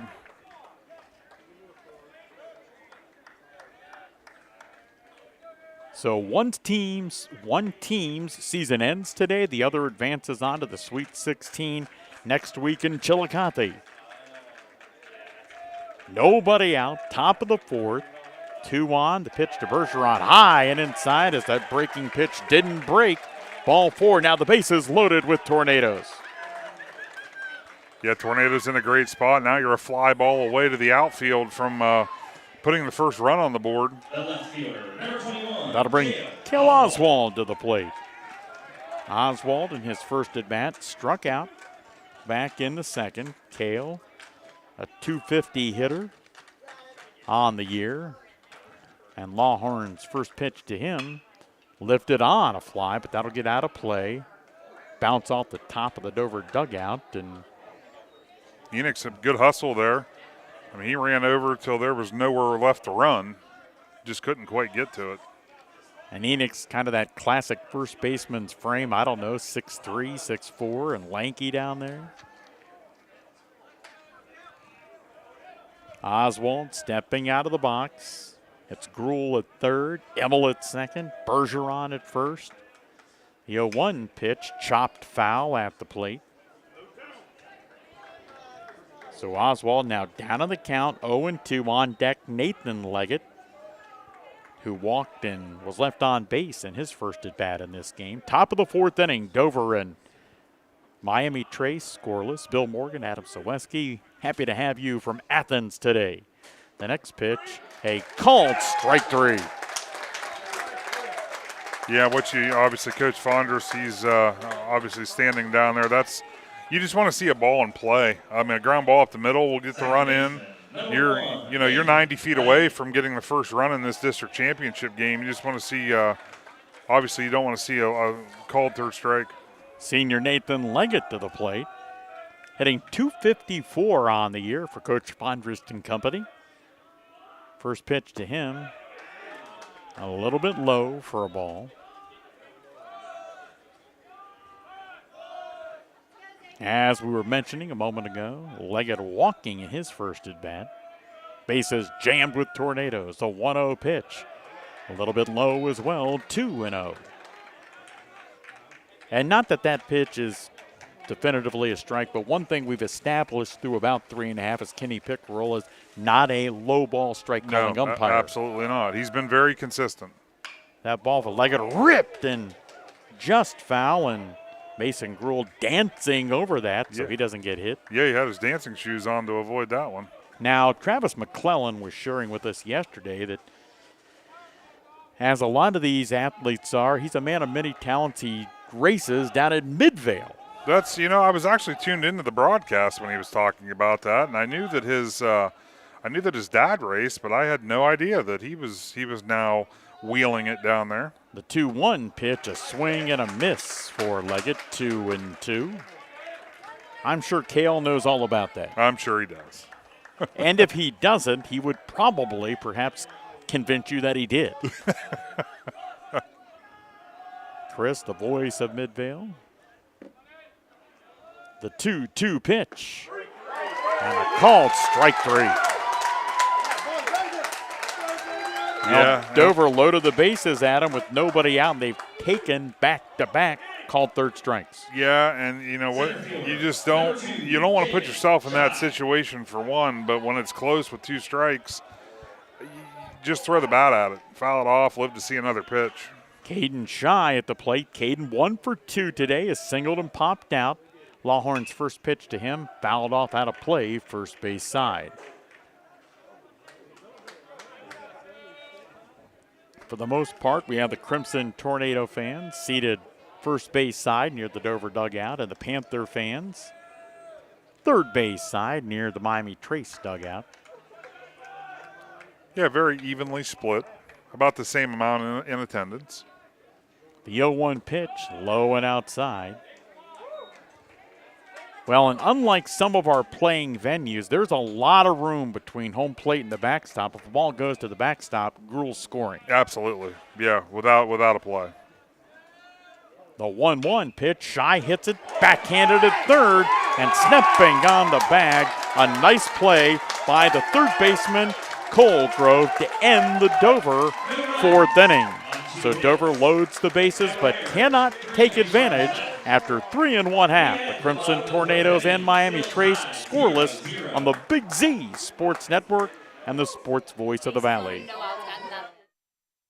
The Eat Fresh refresh just won't stop. Now Subway is refreshing their catering with easy order platters and box meals perfect for any occasion. Start with sandwich or wrap platters. They're loaded with craveable crowd pleasers to feed your crew without all the work. Or try individually packaged box meals featuring a tasty 6-inch sub, footlong, or wrap, plus chips and a freshly baked cookie. When you have a group to feed, make it fun, delicious, and easy with catering from Subway. Visit Subway.com to place your catering order. Advance notice may be required.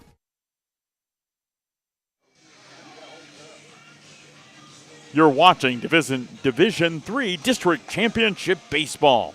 It's Dover and Miami Trace. Our coverage today being brought to you by Sammy Sue's. Now a big play to Sammy Sue's. That sounds like a generalization, but I don't even care what's on the plate. Absolutely. That'd be great between us right now. Yeah, it really would. And for those of you, it's a little after 3 o'clock, so obviously anybody watching back home in Dover, New Philadelphia, if you're thinking about what to do for dinner, it is wing night. It's Thursday at Sammy Sue's Barbecue. So you've been there a few times. You've got it memorized. It's wing night there, and their menu. The cool thing about Sammy Sue's, everything that's made there, it's made in-house.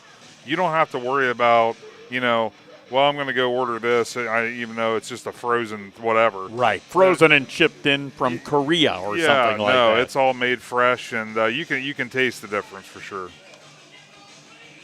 So, Bill, we've kind of mentioned it a couple times already, which it's not a fun thing to talk about, but runners left on base. You just want to, obviously both teams have done that, and it's not something, and the Tornadoes have left 7 on base thus far. You just hope that both teams don't look back and say, you know what, that was it. That was the big deciding factor. First baseman Cooper Enix to lead it off here against right-handed pitcher Liam Mast in the bottom of the 4th inning. Mast's first offering of the inning, a called strike. Enix struck out looking in his first go-round with Mr. Mast back in the 1st inning.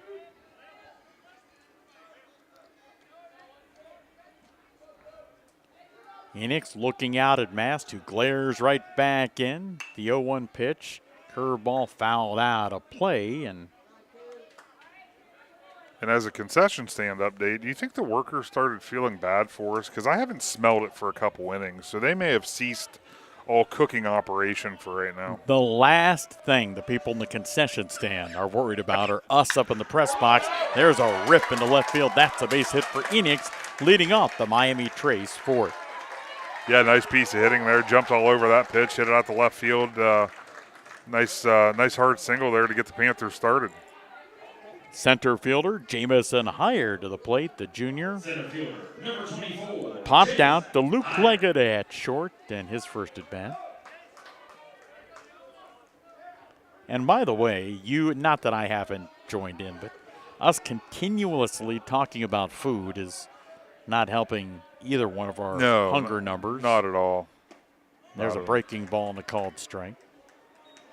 I hope that somebody listening back in T County does not text you or I with the number of food references since this broadcast began, because that's a number we'd probably both be humiliated by.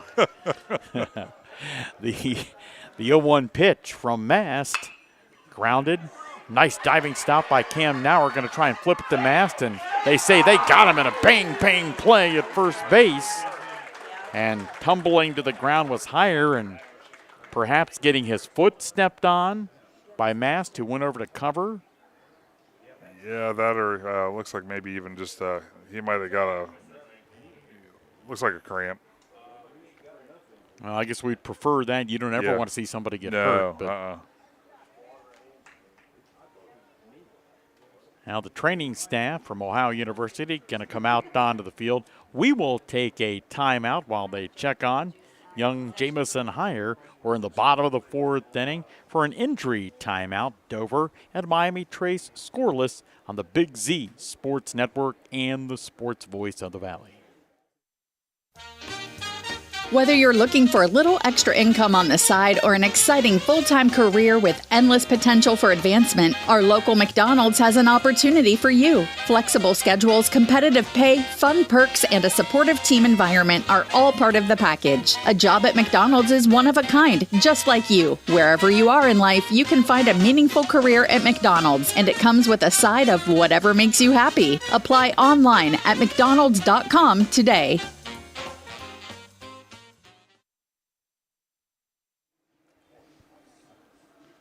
Well, the good news is for Miami Trace's Jamison Heyer, he is up and walking off the field under his own power. And nobody, of course, ever wants an injury at any time in high school sports, but if something happens, like he goes down, you've got the sports medicine staff from Ohio University here, and that certainly does not hurt in that regard. Evan Colgrove to bat, now a runner at second, one out. Enix there, who singled to start the inning. Pitch to Colgrove, missing for a ball. And his first at bat against the Crimson Tornadoes in Mast, he fouled out to Mason Gruhl at third. Mast comes set, looks back at Enix at second. And the pitch there is a called strike to even things up at 1-1. So the Panthers with another runner in scoring position, only one out. You mentioned Dover having left 7 on. Miami Trace 3 so far. And they're not yet through the fourth. The next pitch, and Hunter Edwards, a good job of going outside to keep that one in his glove and not to the ground. 2 balls and a strike on for Miami Trace, their right-handed hitting third baseman. Mast ready, and the pitch. A swing and a miss. He chased one down, 2-2. Yeah, it looked like he had him crossed up a little bit there. Another one where I think he was thinking off speed, and he ended up just kind of throwing the bat at that to try to foul it away. Colgrove, one of the limited amount of seniors on Rob Smith's roster for the Panthers. Mast ready, and the 2-2 pitch. Missing out of the zone, ball 3. I really wish you wouldn't have brought that grill up, because we just had a big waft of wind, and I smelled a brat. Or maybe it's kind of like an illusion. You're starting to imagine these things. I would say we may have just talked it into reality where we're just smelling it, and it's not really even there anymore. The 3-2 pitch popped up foul. Looks like it's going to get out of play, and it does, into about the third row of the stands, right in the middle of the Dover fan section, first base side. Yeah, Souvenir City down there, though they can't keep it. Looks like we're going to get a little action down in the Panther bullpen. Landon LeBeau looks to be the sophomore, looks to be down there warming up a little bit. Mast ready with 1 out in the inning, the 3-2 pitch. There's a long fly ball to left field. Backpedaling, however, is Cale Oswald. He'll make the catch for the second out of the inning. And the throw goes off the glove of Leggett, trying to hustle into third, and doing so successfully is Cooper Enix, but now 2 outs in the inning. Yeah, 2 outs in the inning. I'll tell you what, off the bat, I think you thought the same thing I did. Off the bat, that looked like it was really going to jump, and it just kind of fizzled out. Easy routine play there for Oswald. Unfortunately for the Tornadoes, a little lackadaisical on the getting the ball back to the infield. The Panthers were able to advance there. Liam Mast going to go to the rosin bag before he steps back onto the mound. 2 outs in the inning. The DH, Gabe Carson, who grounded out to Luke Leggett at short and fouls that first pitch off as he had a big rip at the Mast first offering. That was fouled away. This net was made just high enough for that to be able to knock that one down.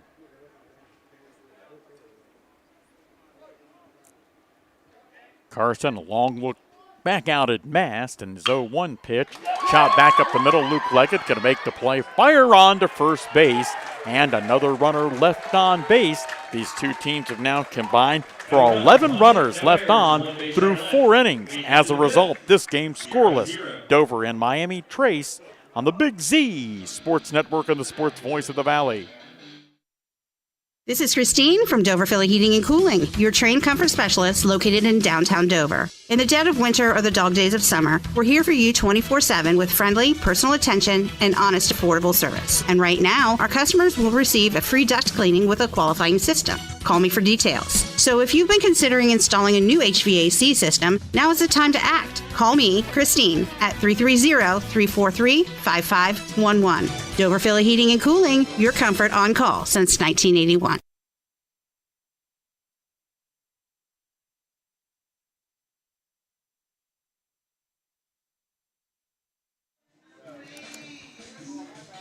Dover and Miami Trace battling to head to the Sweet 16 in Division III. And Adam, while we've got a second, if you would, and I guess your high school baseball and softball aficionados know this, but for those that don't, the playoffs are different this year, more divisions. Yeah, absolutely. It's been 4 divisions forever in baseball and softball, and the OHSAA has now expanded that to the 7 divisions.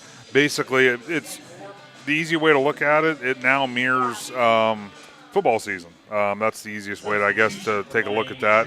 And obviously, it's made a little bit of a difference. It's made a scheduling nightmare for the media because there's so many games being played, and obviously we have such a array of schools in our area that have a lot of different divisional settings, I guess, per school.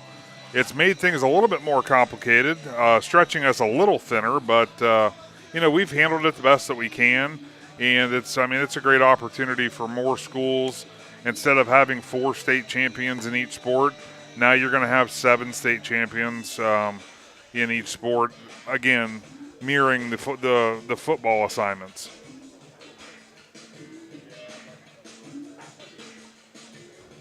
So Jamison Heyer, who suffered some type of an injury, the center fielder, has now left the game. Stuckey, who was in right, moves to center. Number 3, Luke Leggett.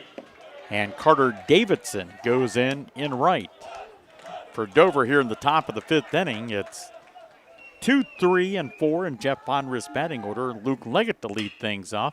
Hits a slow roller to third. That bounce grabbed, and the throw by Coldgrove just in time to get Leggett at first base. Yeah, he obviously gave it the soft flip over to first. Leggett got down the line pretty quick, but he had him beat by about a step and a half. The catcher. That'll bring Hunter Edwards to the plate. Edwards. Dover, over the course of this 2025 season, not a big home run hitting team, but their home run leader at the plate, Hunter Edwards, 3 bombs on the year. Speaking of that, lifts one into the outfield, but not deep enough, and that ball might be misplayed, and it's going to fall in. Edwards digging around first. He'll be into second with a stand-up double. Yeah, off the bat, Bill, it looked like he had a read on it, and it's almost like the ball carried a little further than what he anticipated to get a stand-up double there. Well, and Stuckey had just moved from right to center. Maybe the way that ball came off the bat was different. I don't know. Yeah. The pitcher, number 8, Liam Matz. Changing angles, trying to find bats and finding the ball off the bat. Obviously, if you've been looking at it from one angle the entire game and you change that, it's going to look different coming off the bat. That'll bring Liam Mast to the plate. Mast 0 for 2, has struck out and lined out. Lawhorn checking in the pitch. Mast a big chopper to third. Coldgrove going to field, fire onto first base. Not in time as Mast beats it out for a base hit. Yeah, Mast hustled down the line. I know the Panther faithful aren't happy, but he had that beat by a half a step. So now Dover, again, another opportunity. 2 runners on, less than 2 outs. Mason Gruhl coming to the plate. Mason has singled and lined out. Yeah, Gruhl last time up hit that into the gap there in right center field. Lawhorn's first pitch to him, lined into right center field. That's going to fall in for a base hit. Should be a Dover run. Edwards rounding the bag. He will score, and the Crimson Tornadoes have taken a 1-0 lead here in the top of the 5th inning. Great piece of hitting there by Mason Gruhl as he found that right center field gap once again, this time for a stand-up double and driving in the first Tornado run. So Dover finally getting that opportunity to take advantage of driving a run in. They do so, and we may be about to see a pitching change. 1-0 Dover, runners at second and third, only one out.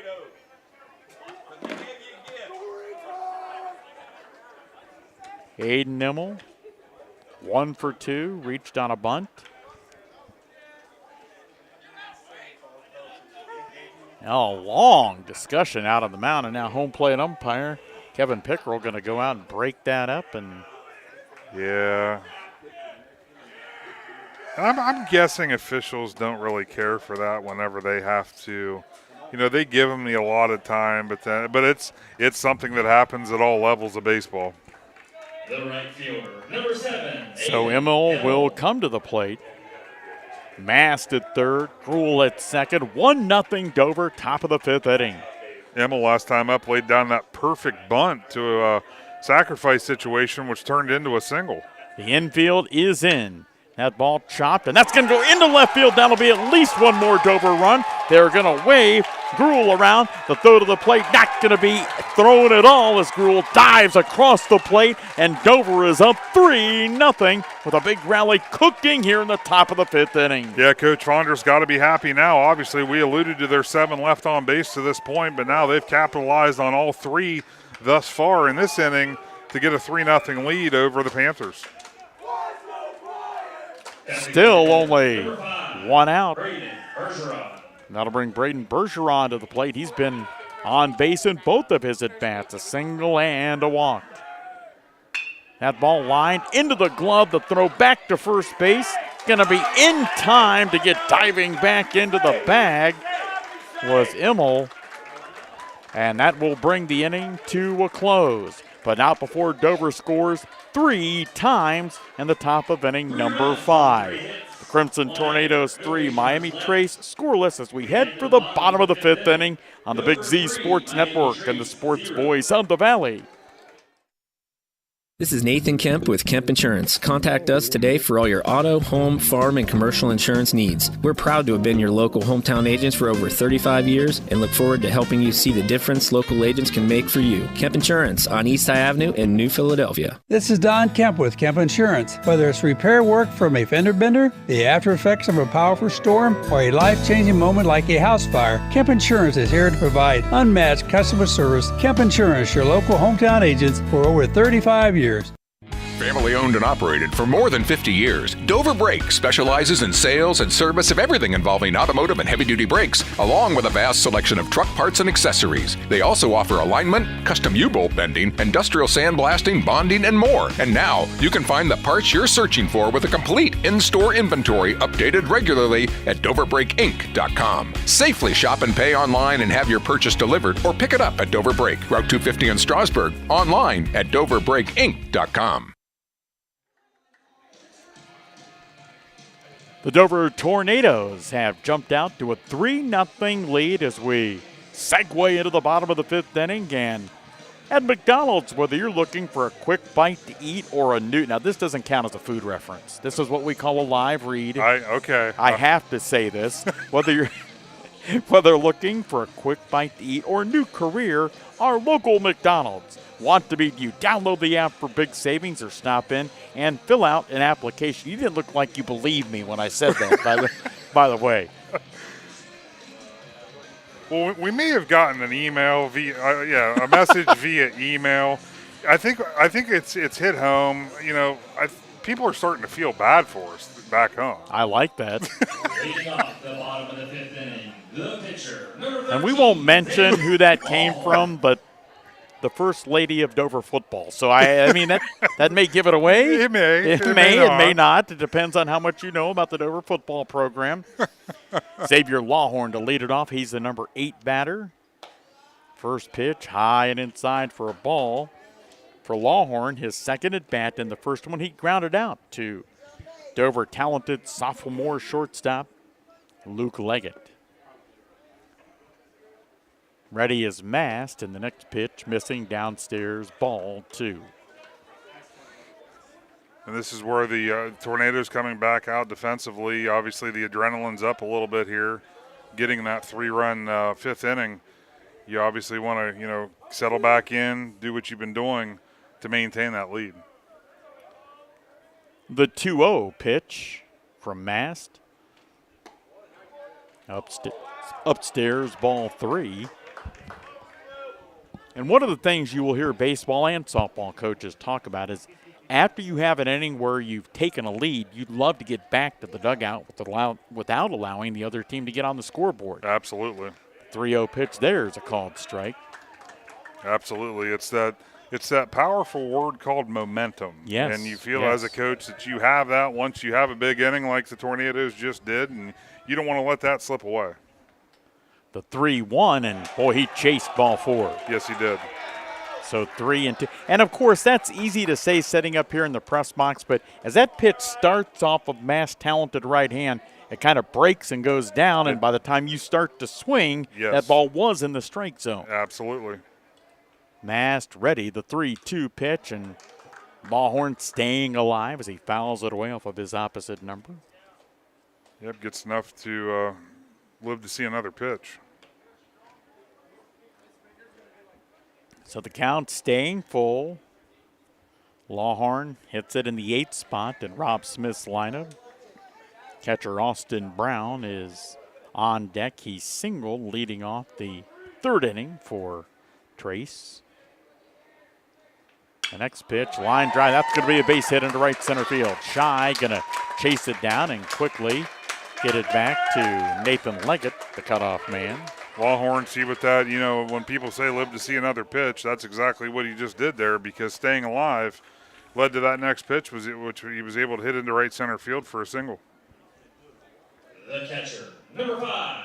So let me ask you this, as you can play the role of coach. Being down by 3, do you still think about bunting here, or do you need more from your offense than that at this point? No, being that we're still early, it's only the 5th inning, I'm trying to get a run.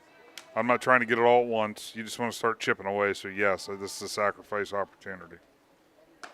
And that's why I'm sitting up here.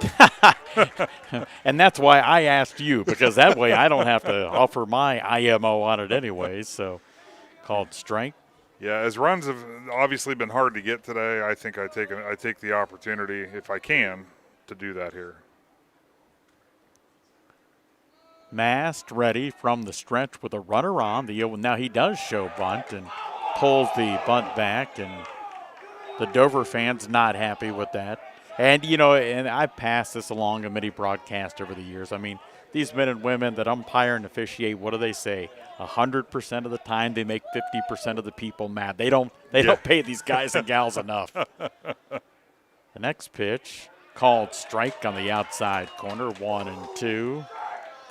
So now the Trace fans are mad at Kevin Pickrell because he called that a strike. Yep, keeping your comment 100% accurate that you just made. Right. I'm not right too often, but on that particular part of what happens in sports, I am. The 1-2 pitch from Mast, a breaking ball just missing, 2-2. So a leadoff single for Lawhorn. He's down at first, being held on by Cam Nauer at first. Dover having plated 3 in the top of the 5th, up 3-0 here in the bottom of 5. 2-2 pitch, that ball popped up, foul territory, down the right field line, running it, a nice grab by Aiden Nimble in foul territory for out number 1. Yeah, he closed a lot of ground there. He actually almost overran it, which he made the jumping catch there, which was due to that. But, yeah, good hustle there by Emmel to secure the first out of the inning. The center fielder, number 2, Gage Stuckey. That'll bring Gage Stuckey to the plate.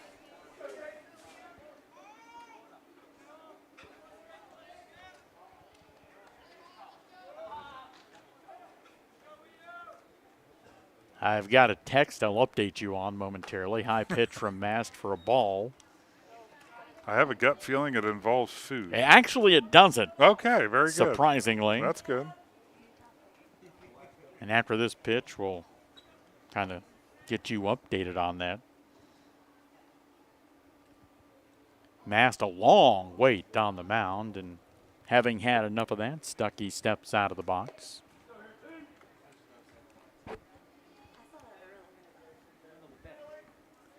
Now, why I have a basketball coach texting me comments on a strike zone, I don't know. The ball bounced slowly. Mast can't get it, then reaching on the infield single will be Stuckey. So now runners at first and second with one out.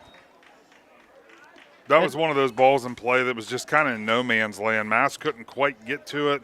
Nauer obviously was trying to hold the bag as long as he could because Mast was going after it, while Leggett was in the foreground just kind of waiting to see what was actually going to happen. Brief conversation between Hunter Edwards and Liam Mast. So Indian Valley boys basketball coach Tyrone Miller. I'm going to read this verbatim so nobody can say I misquoted anybody. But Coach Miller says, "You guys aren't giving this ump a hard enough time, LOL. Those called third strikes were awful." So if you've got issues, you can find Coach Miller at Indian Valley. That ball lifted on a fly into center field. Caden Shy hustling into left center field to make the catch. 2 outs. Shy kind of came out of nowhere there. That ball is basically in left field, and Shy, obviously the center fielder, is the leader of the outfield. So once he calls everyone off, it's his ball to take. So Travis McClellan has mentioned a couple of times in our tournament baseball broadcast, they got really good speed in the outfield. Certainly we saw it that time from Caden Shy. Yeah, speed's a great weapon to have, especially when you're talking on the baseball and softball field. That'll bring the shortstop, freshman Gage Bowers, to the plate. Tyrone Miller ever coached baseball that you're aware of? I know. I think he helps with softball. Okay. Yes. First pitch, a breaking ball and a called strike. He's going to have some, I'm sure, down there. I don't know, obviously, what age groups they're in, but he'll be having some Lady Braves playing on the softball field, I'm sure. For sure. I've seen him at travel tournaments, so he lives the same life that I did. The 0-1 pitch from Liam Mast, and that bounces, and a great job by Hunter Edwards as he's done not just today, but really all season for Jeff Fondry's squad. Yeah, Edwards has done a great job today once again behind the plate. He saved a lot of runners from advancing, having complete control behind the dish. A ball to strike, Mast ready, the pitch, a little bit low, ball 2.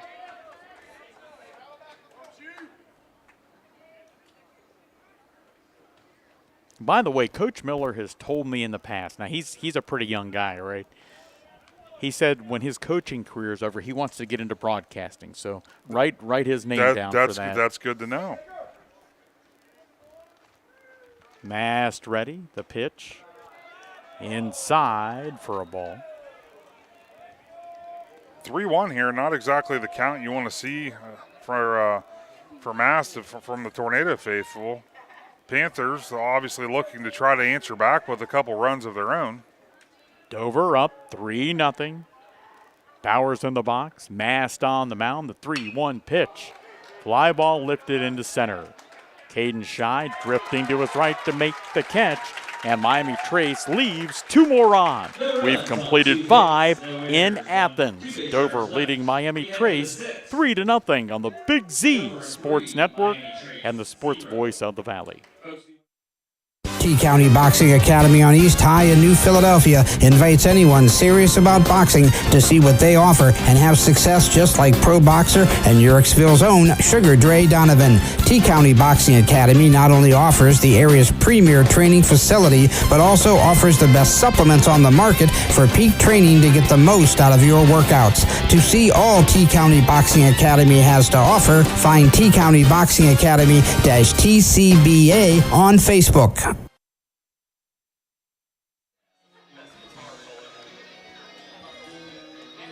The Dover Tornadoes as we move into the 6th inning, leading Miami Trace 3-0. And I guess what we saw in the fifth, Adam. Kind of two different sides of the stories. Both teams threw 4, struggling to advance runners once they got on base.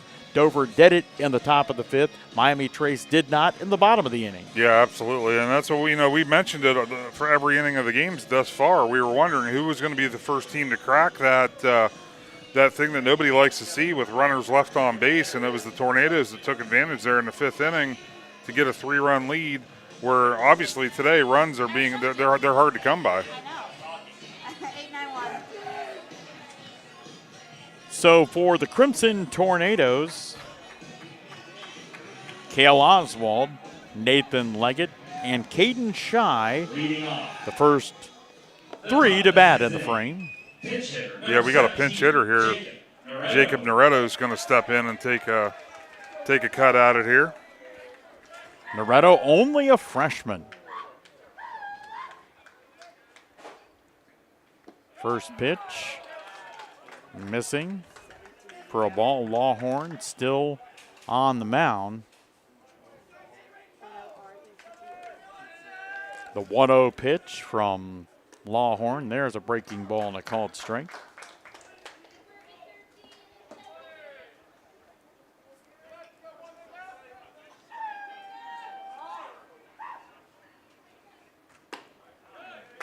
The next pitch, a called strike as well. Yeah, caught the inside part of the plate there.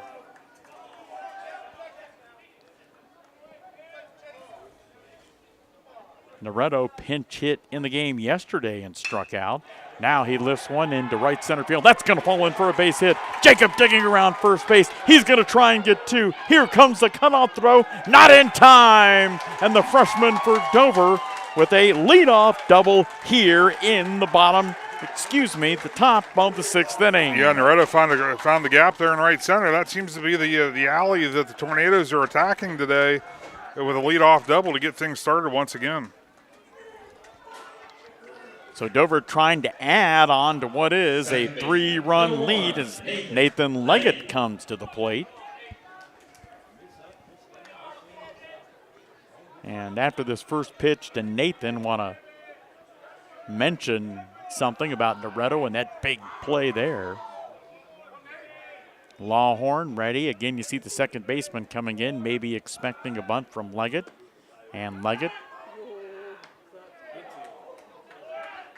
has a called strike, even though he pulled the bat back. And I think it was a very interesting coaching move by Jeff Fonrist when Noretto pinch hit yesterday and struck out. He put the freshman right back in today, Jacob, to give him another opportunity. Absolutely, and that's that's trusting your players, and that's exactly what you have to do as a head coach.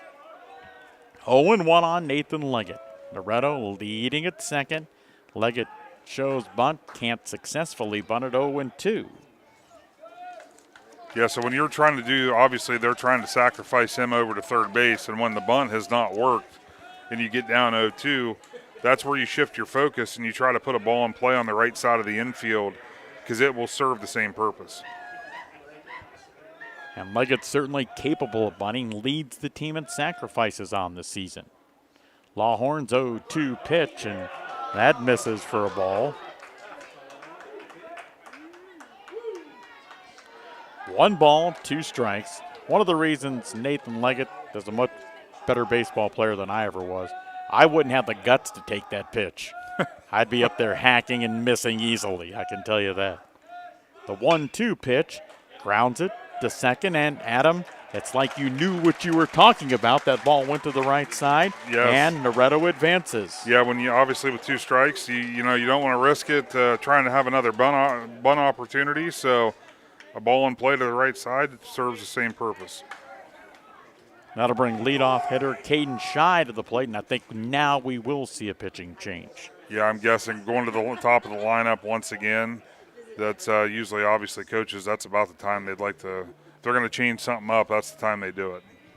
So 1 out, we are in the top of the 6th inning. Dover up 3-0, and Rob Smith, a fairly brief conversation. No move made. Well, we have proved that's once for me and once for you. We speculate on a possible coaching move. Neither one of them happened. And every time we do that, Bill, we're just securing our seat up here in the press box. So much for your chance to become the OU baseball coach that you mentioned an interest in earlier. Yeah, hopefully they're not tuned in right now. This guy doesn't know what he's talking about. That'll bring Caden Shy to the plate. Caden today 1 for 3. Has singled, reached on a fielder's choice. First pitch from Lawhorn. Bouncing in the dirt, and Brown, the catcher at home, stops that from skittering away. Dover trying to add on to what is a 3-run lead. The next pitch hit hard, stopped it short, the throw to the plate, diving in, and they got him in a bang play at the plate. Yeah, nice play there by the freshman shortstop. He threw a missile down to the catcher, who was able to apply the tag to get to cut the run down at the plate. And that throw was a little bit low, and Brown did a great job of fielding it and applying the tag just in time to get Noretto on the head first slide. Yeah, and I don't know, because like you mentioned, Bill, it was a low throw, so, I mean, obviously anybody watching the live stream could go back and watch it over again, but I'm wondering if his shoulder didn't catch him, maybe in the ribs. Obviously a part of Noretto caught him, making him a bit uncomfortable right now. And with the infield in and being down by 3, Trace was coming to the plate for sure on that play. That'll bring Luke Leggett to the plate. The shortstop, number 3, Luke Leggett. He put down a successful sacrifice back in the first inning and has grounded out a pair of times.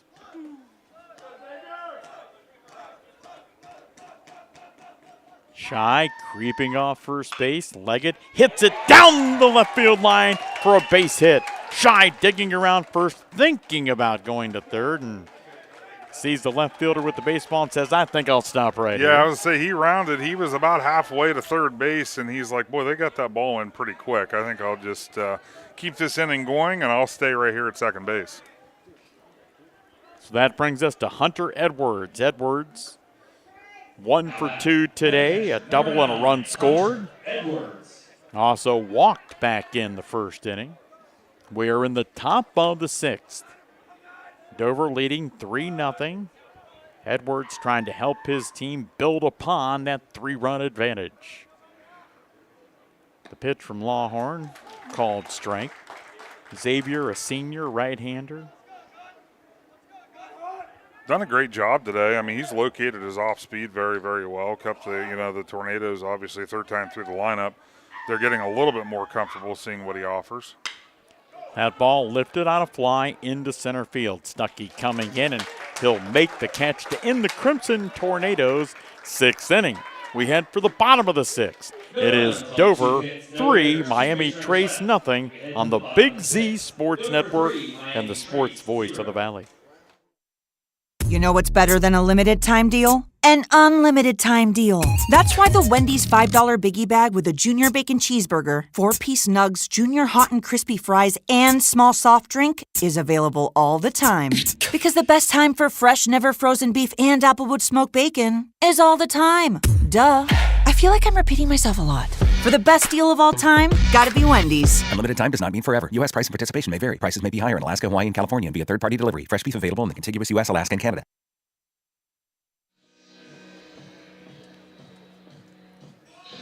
District Championship Baseball on the Big Z Sports Network and the sports voice on the Valley. Bill Morgan with Adam Ciereszewski, and our broadcast coverage being brought to you in part by the McCoy family up at Dover Break in Strasburg. Don and Nathan Kemp at Kemp Insurance, Dover Philly Heating and Cooling, and the T-County Boxing Academy. Liam Mast working into the bottom of the 6th inning for Dover. The Crimson Tornadoes 6 outs away from heading to the regional, where they would join the Dover softball team, who won in the regional semis yesterday 2-0, and they will be playing for the regional crown of the right to go to Akron tomorrow. Yes, and they got they're going to be taking on Bloom Carroll. That's the number 1 seed out of the Southeast district. So obviously a tall order in place there. I know that Bloom Carroll scored 19 runs yesterday in their semifinal win against Bishop Hartley.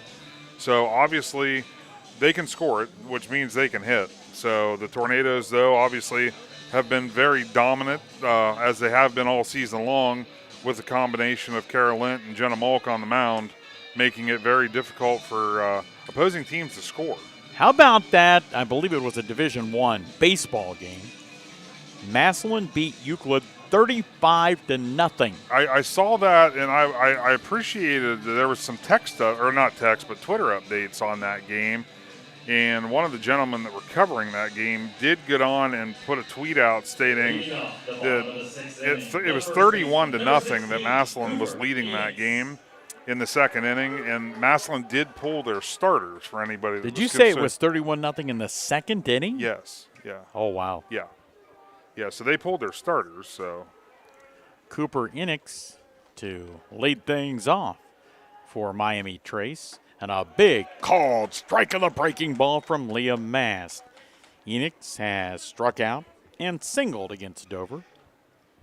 That's that mega Northeast district, though. When you have 45 to 50 teams in it, unfortunately, you're going to get matchups like that. The next pitch, a little bit low for a ball. 1-1.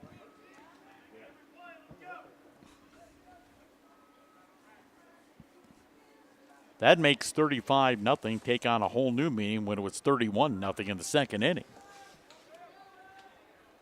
The 1-1 down low.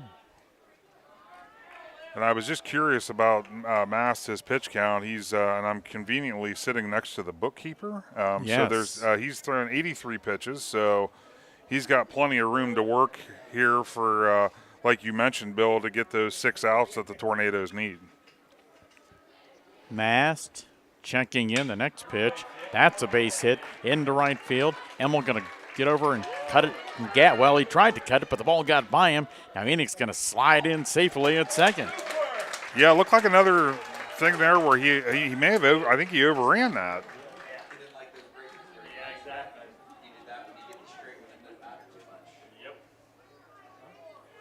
Now this is interesting. Jamison Heyer, who was taken out and replaced defensively by Davidson, will now come back in to pinch hit. Must have got the whatever issue. Like I said, obviously we're far from medical people sitting up here in the press box, but it looked like maybe he might have just pulled his hamstring or cramped up, and maybe it was just a lingering thing, but obviously he's got the clear, the go-ahead to keep playing. So Heyer back in. Mass first pitch to him. That's singled into center field. They're going to wave Enix around the plate. Caden Shy has it, and then Enix stops at third. Probably a good idea. Yeah, and Heyer, he's obviously still dealing with that. They put him in there for his bat, which he came through and hit that single to the outfield, but he was barely able to run down to first base. So I'm assuming it looks like it is more of that hamstring type thing, which I can speak firsthand. That is not a fun thing to deal with. Keenan Moore. Number 24, Jamison Heyer. Keenan Moore going to be running for Heyer now. That'll bring Evan Colgrove to the plate. He has flown out and fouled out. Dover number 14, Evan Colgrove. up 3-0, but this is the biggest threat for Miami Trace as they've got runners at the corners and nobody out. Now, they've had runners on before, but not one at third with nobody out. Mass first pitch, bounce to third. Gruhl going to fire to home plate, and now they've got the lead runner in a run down. Luke Leggett gets the ball to Mast, back to Gruhl, and they tag him out to third in a base running faux pas, if you will. Yeah, and I'll tell you, Bill, to be honest, I'm a little surprised the runner at second never came off the bag. And once you see a rundown has started, most base runners are taught to start working your way towards the bag that he's no longer at, because let's say that he gets back to third base and that runner at second is midway between second and third. The Tornadoes are not going to then chase him back to second base. They're just going to let the play stop. So a little surprised he just stayed at second base. Now to bring the DH, the freshman Gabe Carson to the plate, tries to check his swing, can't do it, a strike. So Dover continues to have a 3-run advantage, 3-0, bottom of the 6th inning from Bob Wren Stadium in Athens. The 0-1 pitch, a beautiful breaking ball and a called strike 2. What a game today for Liam Mast on the hill. Yeah, Mast has been in complete control here. He's only given up 5 hits on the day. Liam ready, the 0-2 pitch. That's popped up on the infield. It's not the infield fly rule because he's in foul territory, but nevertheless, Gruhl makes the catch, 2 outs in the inning. Yeah, and Gruhl himself's having himself a game offensively and defensively for the Tornadoes. So 2 outs in the inning, and the Panther pitcher, Xavier Lawhorn to the plate. So the pinch runner Moore out at second base. Colgrove at first, but 2 outs in the inning. Mast checking in with Edwards, and the pitch, a swing and a miss.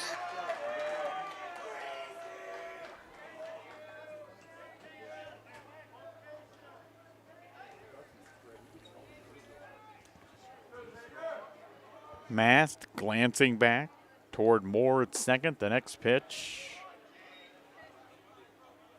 missing somewhere, not in the zone. Yeah, I'm going to say that one was low and away, if I had to give an educated guess as to where that one missed. We'll go with that. Okay. 1-1. That breaking pitch kind of looked like it slipped out of Mast's hand and stayed way high for ball 2.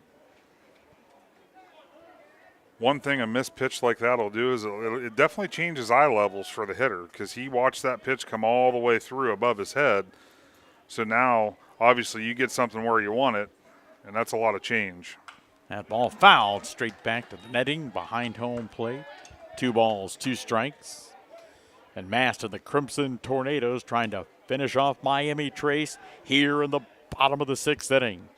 Tornadoes up by a trio of runs, 3-0.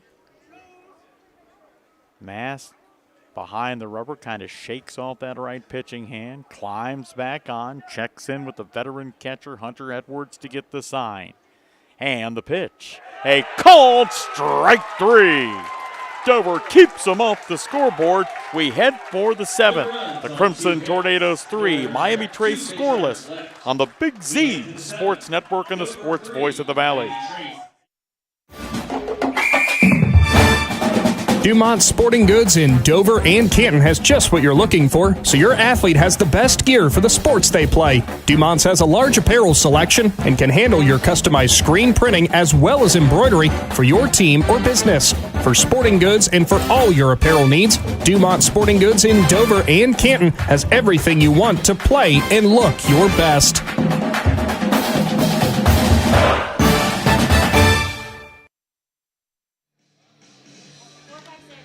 We've reached the 7th inning. The Dover Tornadoes, while they're batting now, but they're 3 outs away from Adam heading to the regional tournament next week in Chillicothe. Yeah, and I'll tell you what, Bill, they've done what it takes to be able to move on in tournament play. You know, they've been in a couple predicaments today. They found their way out of it. This past inning was probably the worst one of them all. And defensively, to have the frame of mind, Mason Gruhl, getting that ground ball, and some may think just get the lead runner, get the out.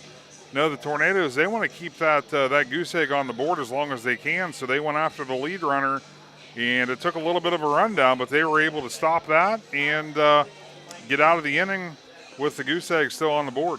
Coach Fondry's telling me, I think it was late last week, that one of the things he always tries to make sure his team has skills in are the basics. And we essentially saw it in that rundown. I suppose if you asked Jeff, he'd say, I might have liked one fewer throw in that exchange. However, they executed effectively, as you were talking about, the lead runner down, and that really kind of quelled a potential Miami Trace threat. Yeah, absolutely. And that, like I said, that wasn't the first time today that the Panthers were knocking at the door.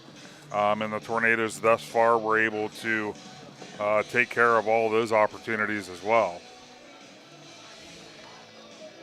Miami Trace has now left 8 on base in 6 innings in this game. Leading off the top of the 7th. For the pitcher, Dover, Liam Mast coming to the plate. Had an infield single and scored in his last at-bat back in the 5th inning. And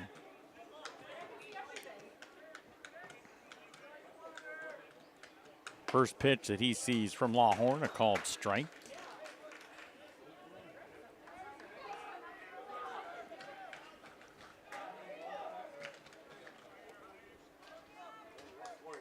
The 0-1, Mast sees that pitch missed downstairs. Like to thank the folks from Claxon Communications, Sheldon and Drew, for doing all the magical technical work that they do, keeping us on.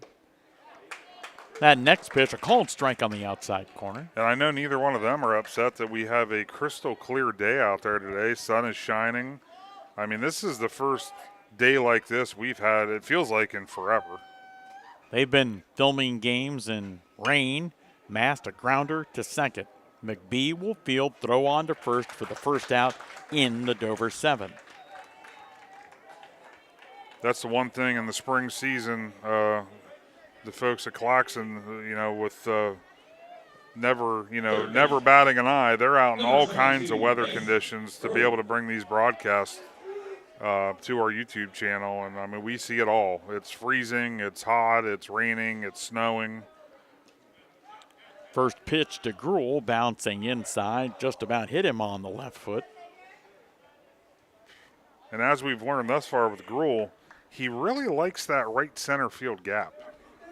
He is 2 for 3 today, has singled and doubled, has an RBI, and scored a run. And Adam, as you were mentioning a bit ago, he's done a nice job fielding his position down at third base. Absolutely. The heads-up play there with the rundown. He's made a couple plays, the one in foul territory in the last inning. Just an all-around great game today. Called strike. 2 balls and a strike. Gruel, a slightly open stance from that right side. That ball bounced towards second. McBee will field it, drops it, picks it up, throws it high to first, and reaching for the 3rd time today, Mason Gruel on the error on the second baseman, Brody McBee. Yeah, Gruel was going to be close to beating that out because of how deep in the hole it was. I couldn't tell if it was more on the throw or if the first baseman's foot just came off the bag. The right fielder, number 7, Aiden Immel. That'll bring Aiden Immel to the plate. Aiden's had a nice day at the plate. Reached on a bunt single, had a single and 2 RBIs. Got a little bit of a little debris floating around there on the field. You know what that was? Not a hot dog wrapper, I can tell you that. That's kind of what I thought it was. At least it definitely didn't come from us. No. Oh, no.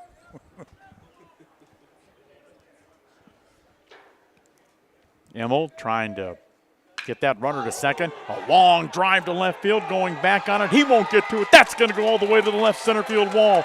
Digging around third base for Dover is Gruel, and the throw to the plate will not come as that ball goes to third, and that is another Crimson Tornado run on the Immel rip to the left center field wall. Yeah, Immel jumped all over that pitch, drove it right over to the left fielder's head, hit it to the wall, and Gruel was off to the races, scoring with no problem to put the 4th Tornado run on the board.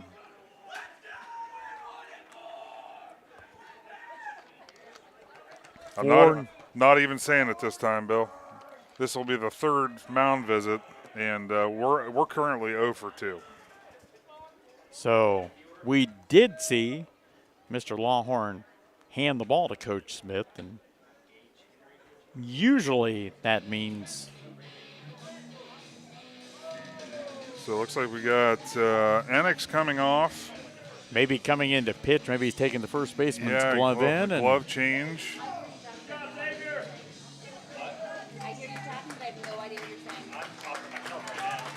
It is a 4-0 advantage for Dover. Still batting, top of the 7th, 1 out, Aiden Emmel, who ripped that shot to the wall.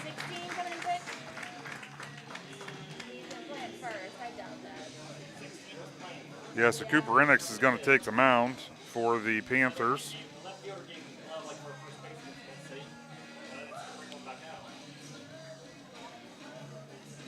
We'll try and reset the defense for you momentarily. Yeah, they're shifting all over the place right now. Now pitching for the Panthers, number 16, Cooper Enix. So Enix going to get warmed up. With his stature, and I'm just going to take a stab because I don't know what the Panthers football team looks like, I'm going to say he's got the making of a linebacker. What do you think? Well, he is a big fella, to be sure. When we get like baseball rosters that don't list in terms of size, you know, is a guy 6'3", 6'4", 215, 200. But he is a big young man. Yes, he is. So Lawhorn will go to center field. Yes. He was fading towards right there yes, for a while. Yes, he was. And Stuckey going to go back to right.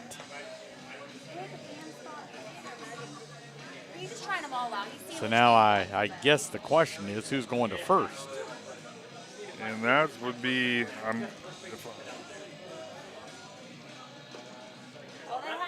it looks like McBee is the one standing on the far side, on the far right side, but he was playing second. So I guess we'll have to just wait until they disperse from behind the mound. Probably the first time in the 2025 spring sports season that the word disperse has been used in a Big Z sports broadcast. So Stuckey is going to go to first base. Gage Stuckey. So Stuckey had been in center, started the game in right. He goes to first, and now that brings up the question, who's in right? I believe that was Lawhorn. Is Lawhorn, did he go from the mound to right field? Because I don't think he came out of the game. Oh, Lawhorn, that's right. Lawhorn went to center. And the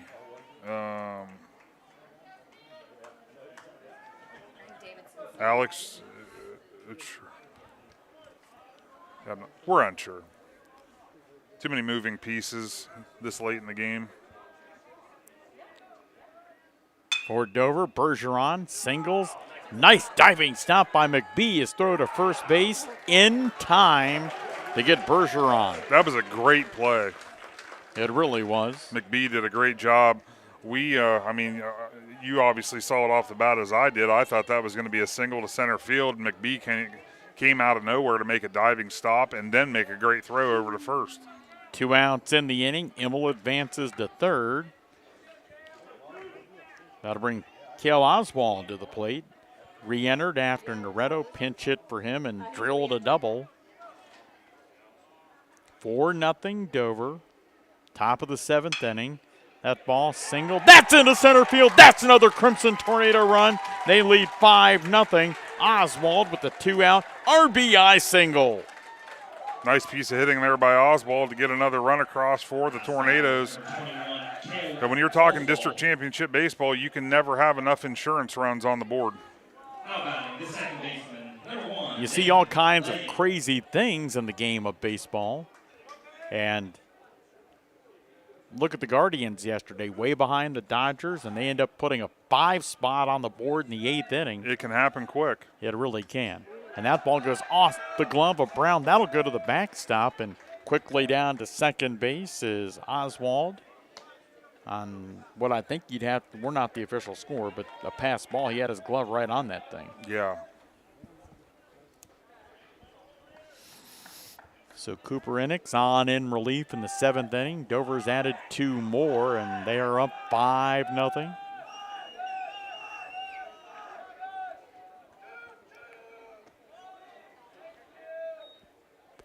Pitch to Leggett, missing out of the zone. Nathan ahead on the count at 2-0. Obviously, Enix in a tough spot here. There's no way he had any chance to do any type of warm-up or anything like that. He's came right from first base to the mound. Nathan Leggett has reached on a walk today. Takes a called strike there. Nice off-speed pitch there by Enix.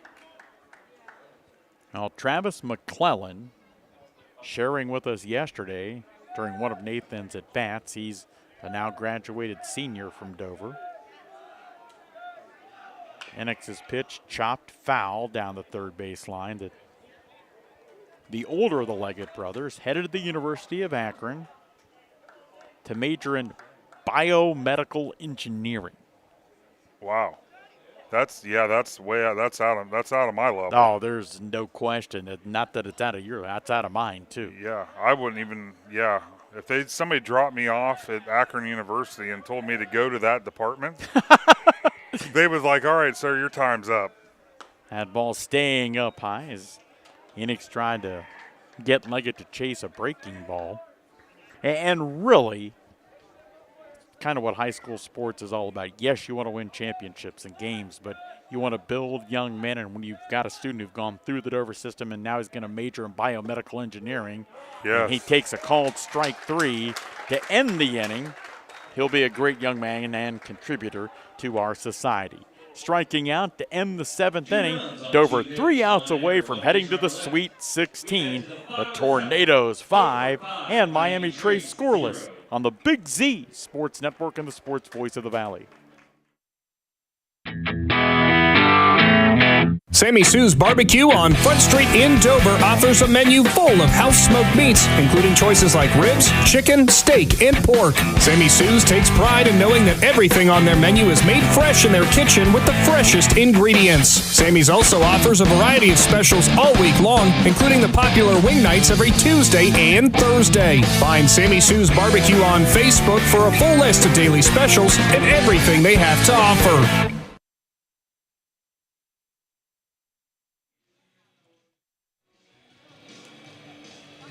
The bottom of the 7th inning from Bob Wren Stadium, an outstanding Division I collegiate baseball facility in Athens, home of the Ohio University Bobcats and the Dover Tornadoes. Simply a numbers game at this point. You get 3 outs before they get 5 runs, and you're headed to Chillicothe in the regionals.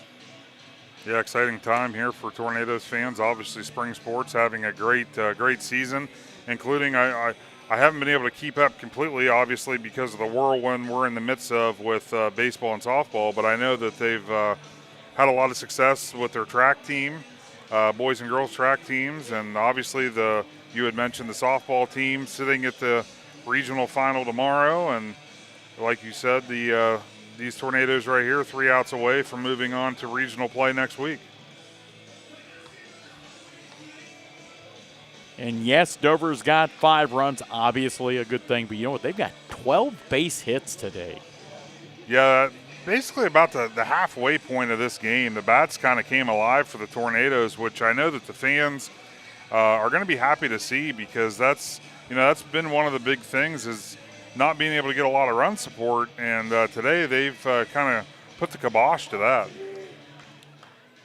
Leading off the bottom of the 7th inning. So for Miami Trace, they are the Panthers 9-1-2 in Coach Rob Smith's lineup. Austin Brown, who's gone 1 for 2 against Liam Mast, a single, and he's fouled out to right field. First pitch, a swing and a miss.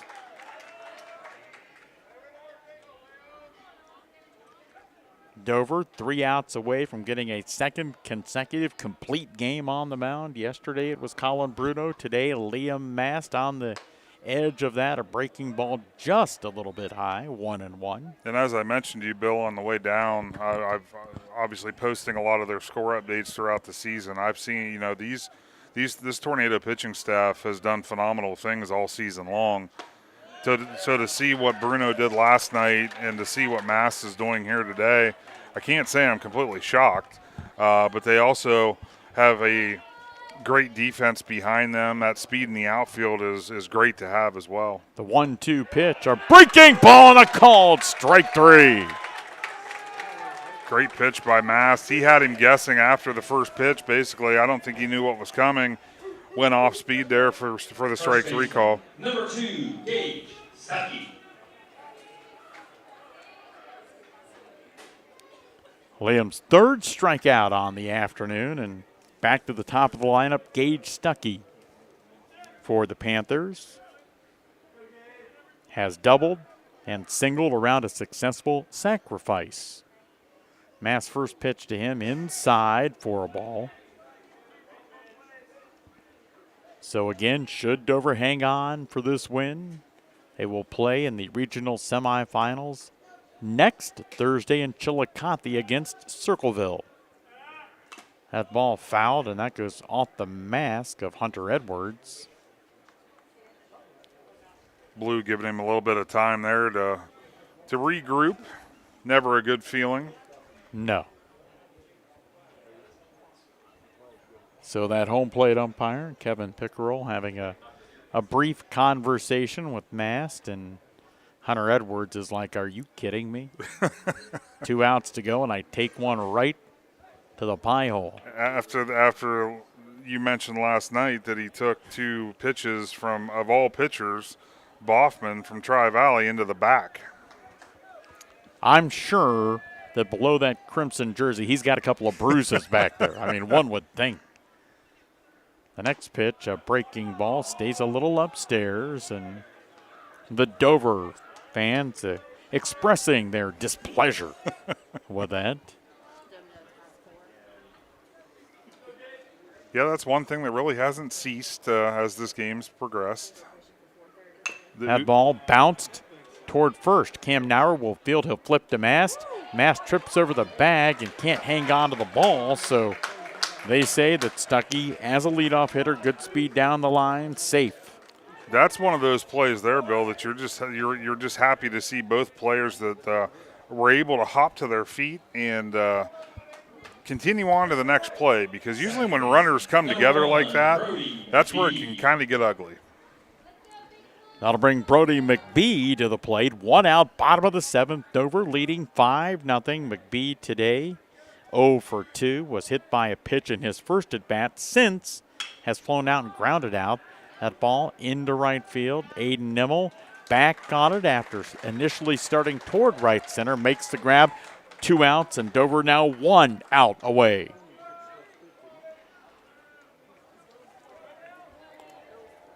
Gage Bowers, the freshman shortstop, the Panthers' last hope. On the fly out to right, Stuckey not able to advance. He's still at first.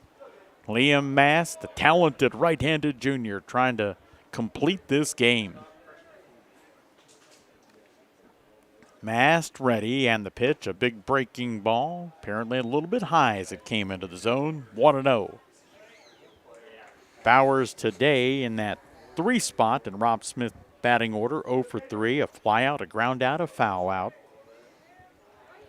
The 1-0 pitch, there's a called strike. Yeah, Mast just comes back with just missing there with the off speed, and comes back with something hard on the inside part of the plate for strike number 1. Stuckey going to get a little bit of a lead off first base. Cam Nauer holding him on. And the 1-1 pitch, a little bit low. 2 balls and a strike.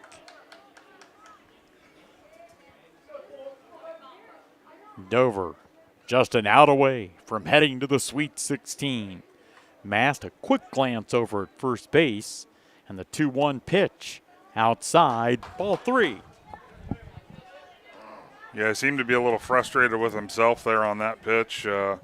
Obviously not the location he was trying to hit, but obviously right here all you're trying to do is hit your spot, get a ball in play, whether it be a fly ball, ground ball, something that your defense can take care of. The next pitch, that's low, ball 4. Well, and this is where those 2 runs in the top of the inning become important in that. Otherwise, Enix coming to the plate would have been the potential game-tying run. Absolutely, absolutely. And that's why, we mentioned the fact that you can never have enough insurance runs. Cooper Enix, who began the game at first, came in to pitch in the top of the 7th. He is 2 for 3, has doubled and singled.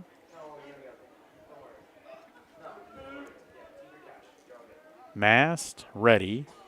First pitch, there's a called strike.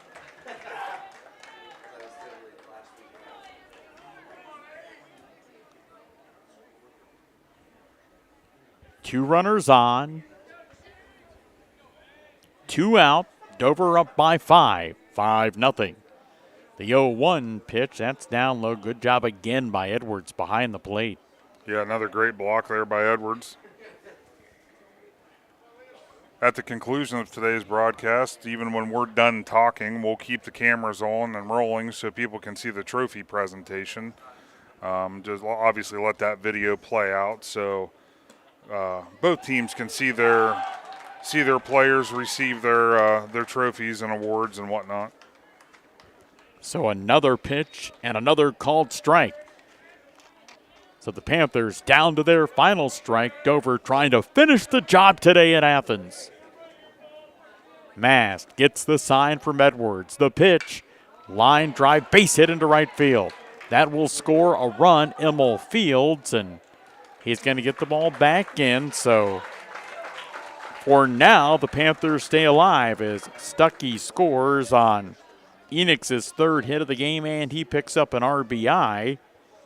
Yeah, nice piece of hitting there. Dropped it right inside, right into right field there for a single and get the Panthers on the board, making the score 5-1.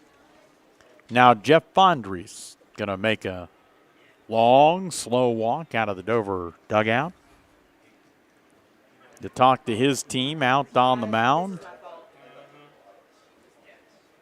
Our high school baseball Division III district tournament coverage being brought to you by Dumont Sporting Goods in downtown Dover. The great guys at Right Mark Roofing and the ECOL Educational Service Center, East High in New Philadelphia. So Coach Fondris, a discussion, probably a little bit of defensive strategy, a little bit of pitching strategy. And not that we haven't already talked to this ad nauseum, Bill, but you can probably smell what I'm smelling.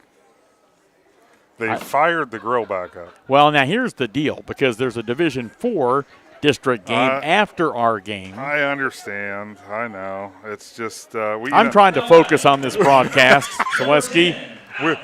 We survived the first blast of burger smell, and unfortunately, we have to fight through another one. Alex Uteria to the plate. He's got teammates on the corner. Dover up 5-1. Mast's first pitch to him, a called strike. And, perhaps Coach Fondris went out and told his guys, specifically Liam Mast, let's go get this guy and finish this game. Yes, absolutely. Kind of slow the pace down of the inning, go out, regroup, and get that final out. There's another strike. It's 0-2. Uteria, his first at-bat, came in as a defensive replacement. One more strike for the Crimson Tornadoes propels them to Chillicothe. Mast ready, the 0-2 pitch off the plate for a ball. Tried to catch a corner. I think it just missed a little too far out. And really, Adam, a great 0-2 pitch. Maybe Absolutely. He chases that. Yep. He didn't, but he's still ahead in the count. This Mast 1-2. Liam comes set, and the 1-2 pitch. A swing and a miss! And the Dover Crimson Tornadoes win the Division III District Championship. And now the talented team of head coach Jeff Fondries headed to the regionals. We'll come back, tell you about our Subway Player of the Game, and tells you what lies ahead next for Dover as they win their 22nd game of the season. It's all next on the postgame show from the Big Z Sports Network and the sports voice of the Valley. For over 55 years, McMillan Heating and Cooling has been your local comfort expert and proud trained dealer, offering prompt services on all brands with professional work, clear and honest proposals, and fair pricing you can trust. Whether it's repair, replacement, or regular maintenance service, McMillan Heating and Cooling has options that fit your needs and budget. And when it's time to upgrade, come see us for a no-obligation quote. Call McMillan Heating and Cooling at 330-343-0235. Local for over 55 years and still keeping you comfortable. Big moments are coming. Are you ready? If you need sponsor banners, graduation programs, or yard sale signs, the East Central Ohio Print Center has you covered. Visit ecoprintcenter.org. And if you've got a new driver in the house, East Central Ohio ESC offers flexible driver's education with in-car training and online options. Scholarships are available from signs to steering wheels. The East Central Ohio Educational Service Center is here to help. Find out more today online at ecoesc.org. The Eat Fresh refresh just won't stop. Now Subway is refreshing their catering with easy order platters and box meals perfect for any occasion. Start with sandwich or wrap platters. They're loaded with craveable crowd pleasers to feed your crew without all the work. Or try individually packaged box meals featuring a tasty 6-inch sub, footlong, or wrap, plus chips and a freshly baked cookie. When you have a group to feed, make it fun, delicious, and easy with catering from Subway. Visit Subway.com to place your catering order. Advance notice may be required. Whether you're looking for a little extra income on the side or an exciting full-time career with endless potential for advancement, our local McDonald's has an opportunity for you. Flexible schedules, competitive pay, fun perks, and a supportive team environment are all part of the package. A job at McDonald's is one of a kind, just like you. Wherever you are in life, you can find a meaningful career at McDonald's, and it comes with a side of whatever makes you happy. Apply online at mcdonalds.com today.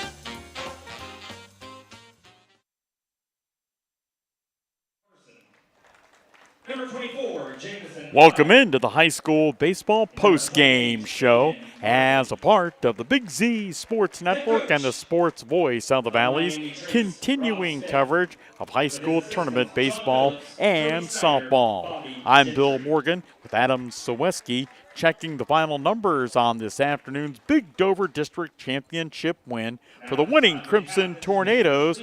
5 runs on 12 hits. They left 10 on base and played errorless baseball for Miami Trace. 1 run, 9 hits. They left 10 on base and played errorless baseball as well. As a part of every WJER and Big Z Sports Network high school baseball and softball broadcast, we name a Subway player of the game.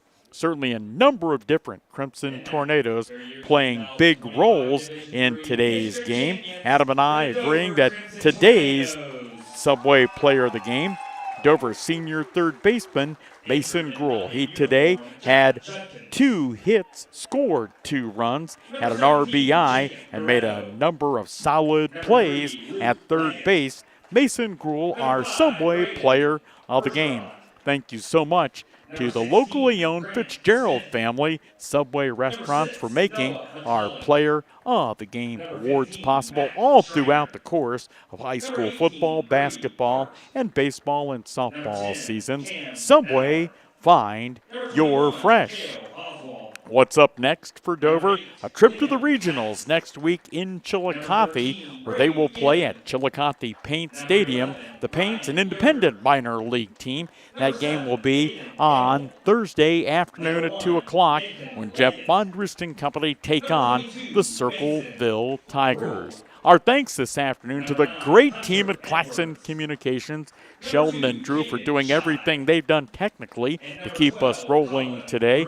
And the big guy of Claxon Communications, Casey Claxon, my color analyst and stat man, Adam Ciereszewski. And most of all, thank you for watching. Now, as we kind of drift away from our audio coverage, keep watching as they're about to present Dover with their district championship trophy. I'm Bill Morgan, and I'll see you at a game.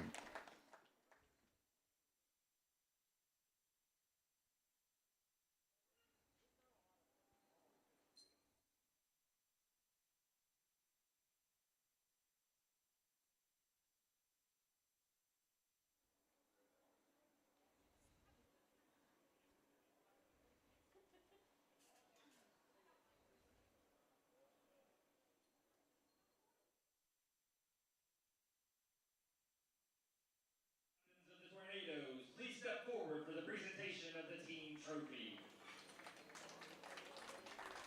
Once again, your 2025 Division III District Champions, the Dover Crimson Tornadoes.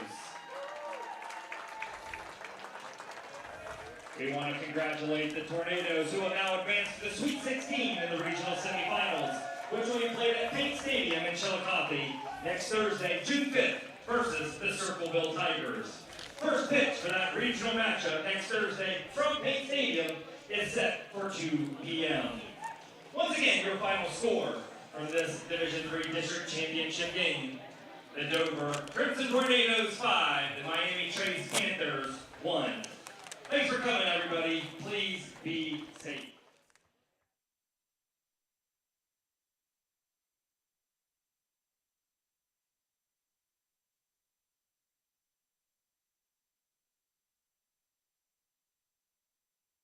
You've been watching high school baseball and softball with Big Z Sports and WJER Radio in partnership with Claxon Communications. This broadcast was proudly sponsored by Dover Break, your local Wendy's restaurants, Dover Philly Heating and Cooling, Kemp Insurance, the ECO Educational Service Center, T-County Boxing Academy, and Dumont's. Special thanks to our scoreboard sponsor, your local McDonald's restaurants, and to Subway, sponsor of the WJER Subway Player of the Game. For unmatched high school sports coverage, follow Big Z Sports with WJER, the sports voice of the Valley.